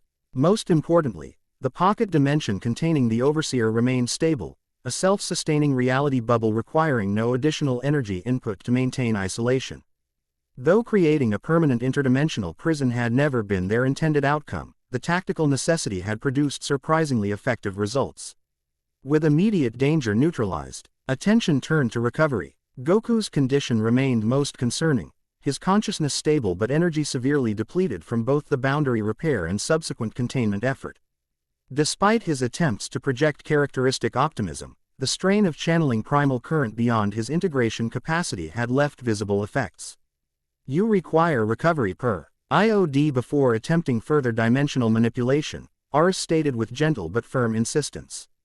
Consciousness pattern shows significant strain indicators despite successful reintegration. Miko knelt beside him, violet eyes assessing his condition with practiced perception. I can assist with recovery through specialized Tenchi Ryu techniques. There are methods developed specifically for consciousness realignment after dimensional exposure. Thanks, Goku accepted with uncharacteristic weariness. It feels different from normal energy depletion. Like parts of me are still elsewhere. Dimensional consciousness dispersion, Ars identified the condition. Temporary fragmentation across multiple reality planes. Natural reconsolidation occurs through rest cycle, but can be accelerated through proper techniques. While Miko began implementing these specialized recovery methods, the others secured their position around the nexus point. Despite apparent victory, tactical Chion prevailed. The Void Consensus had demonstrated considerable resources and determination, making further attacks probable even with temporary setback. We should return to Capsule Corporation, BU. LMA suggested after consulting monitoring data. The nexus point is self-stabilizing now, and we can better analyze propagation effects from my primary laboratory. Agreed, Kariya nodded, military assessment favoring strategic consolidation. Remaining here provides no tactical advantage and potentially increases vulnerability to focused counterattack. As they prepared for departure, Vena approached with apparent hesitation, her energy form shifting through multiple configurations that suggested internal conflict. Request permission to accompany biological entities, she finally communicated. Luminous form pulsing with uncharacteristic intensity. This consciousness offers continued assistance against void consensus activities. You want to come with us? Bulma clarified, surprise evident in her voice. Can you exist away from this dimensional junction point? Manifestation possible within acceptable parameters throughout planetary environment, Vena confirmed. Temporary material form generation capacity available for extended interaction requirements. The unexpected offer received unanimous acceptance. Vena's natural dimensional manipulation abilities and direct XP. Alliance with the Nexus Point represented valuable strategic assets. More importantly, her fundamental opposition to Void Entity's goals aligned perfectly with their defensive mission. With preparations complete, they began the journey back toward their aircraft. Goku, supported by Miko's stabilizing presence, gradually regained conventional energy control, though dimensional aftereffects lingered in his perception. The others maintained vigilant awareness of their surroundings, the recent battle having demonstrated how quickly circumstances could change when dealing with interdimensional threats. As they traversed the strange landscape, still exhibiting reality fluctuations though significantly reduced from their arrival, Goku found himself walking beside Aris, whose multi-layered form shifted through subtle configurations as she monitored dimensional conditions around them. The Overseer's final warning, he began, voicing concern that had been forming since the battle concluded. About countermeasures already initiated. What do you think it meant? Aris considered the question with characteristic thoroughness before responding. Void consensus operates across multiple dimensional planes simultaneously. The Overseer's containment represents significant tactical setback but unlikely to prevent alternative approach implementation. So they'll try something different, Goku translated the concept into simpler terms. Not direct incursions but another strategy altogether. Precisely, she confirmed. Observed consensus behavior patterns suggest systematic exploration of all potential dissolution vectors. When one approach proves ineffective, resources shift toward alternative methodologies. This assessment, while concerning, matched Goku's intuitive understanding developed through the key's influence. The void entities wouldn't abandon their fundamental goal of dimensional dissolution, merely adapt their implementation strategy based on encountered resistance. We'll need to be ready for whatever comes next, he stated with quiet determination. This was just the first real battle in a much longer war. Aris's multi-layered form shifted slightly, one conference. Iguration momentarily aligning perfectly with conventional reality as she regarded him with what might have been respect. Your strategic awareness expands beyond immediate tactical considerations. Iki's influence manifests in cognitive patterns as well as energy manipulation. Their conversation paused as they reached the aircraft, which had remarkably survived the dimensional disturbances NTACT thanks to Bulma's specialized shielding technology. As the group boarded for return journey to Capsule Corporation, a sense of qualified victory permeated their interactions, recognition of significant achievement tempered by awareness that greater challenges awaited. The flight back proceeded without incident, reality normalizing progressively as they departed the Nexus region. Monitoring equipment confirmed continued propagation of boundary reinforcement across global dimensional network, with stability metrics improving consistently across all measured parameters. Despite physical exhaustion, strategy discussions continued throughout the journey. The diverse group, humans, Saiyans from different timelines, an interdimensional being, and an energy entity, had formed remarkable functional cohesion during crisis. This unexpected alliance represented their greatest advantage against the Void Consensus's multidimensional resources. As Earth's conventional atmosphere replaced the strange phenomena of the Nexus region, Goku gazed out the viewport at the familiar blue sky. Through lingering effects of dimensional perception, he could still faintly perceive the strengthened boundary fabric surrounding the planet, invisible to conventional sight but vital to continued existence. The key's energy pulsed within him, subdued but recovering. Despite dangers encountered and greater challenges ahead, A sense of purpose solidified in his consciousness. The power awakening within him. This primal instinct evolution beyond conventional ultra instinct, represented not just another Tekken IQ to master but connection to something fundamental to existence itself. With that understanding came responsibility beyond anything he had previously encountered, not just protecting Earth or Universe 7, but maintaining the very boundaries that allowed distinct reality to exist at all. As Capsule Corporation came into view below, Goku made silent commitment to master this power properly. How? Veer challenging the integration process might prove. The dimensional crisis had only begun, and Earth would need every available advantage to survive what the Void Consensus planned next. The real struggle, for dimensional integrity, for continued existence as they understood it, had just begun. Chapter 3 End. The end. Remember to subscribe and like this video. See you in the next video.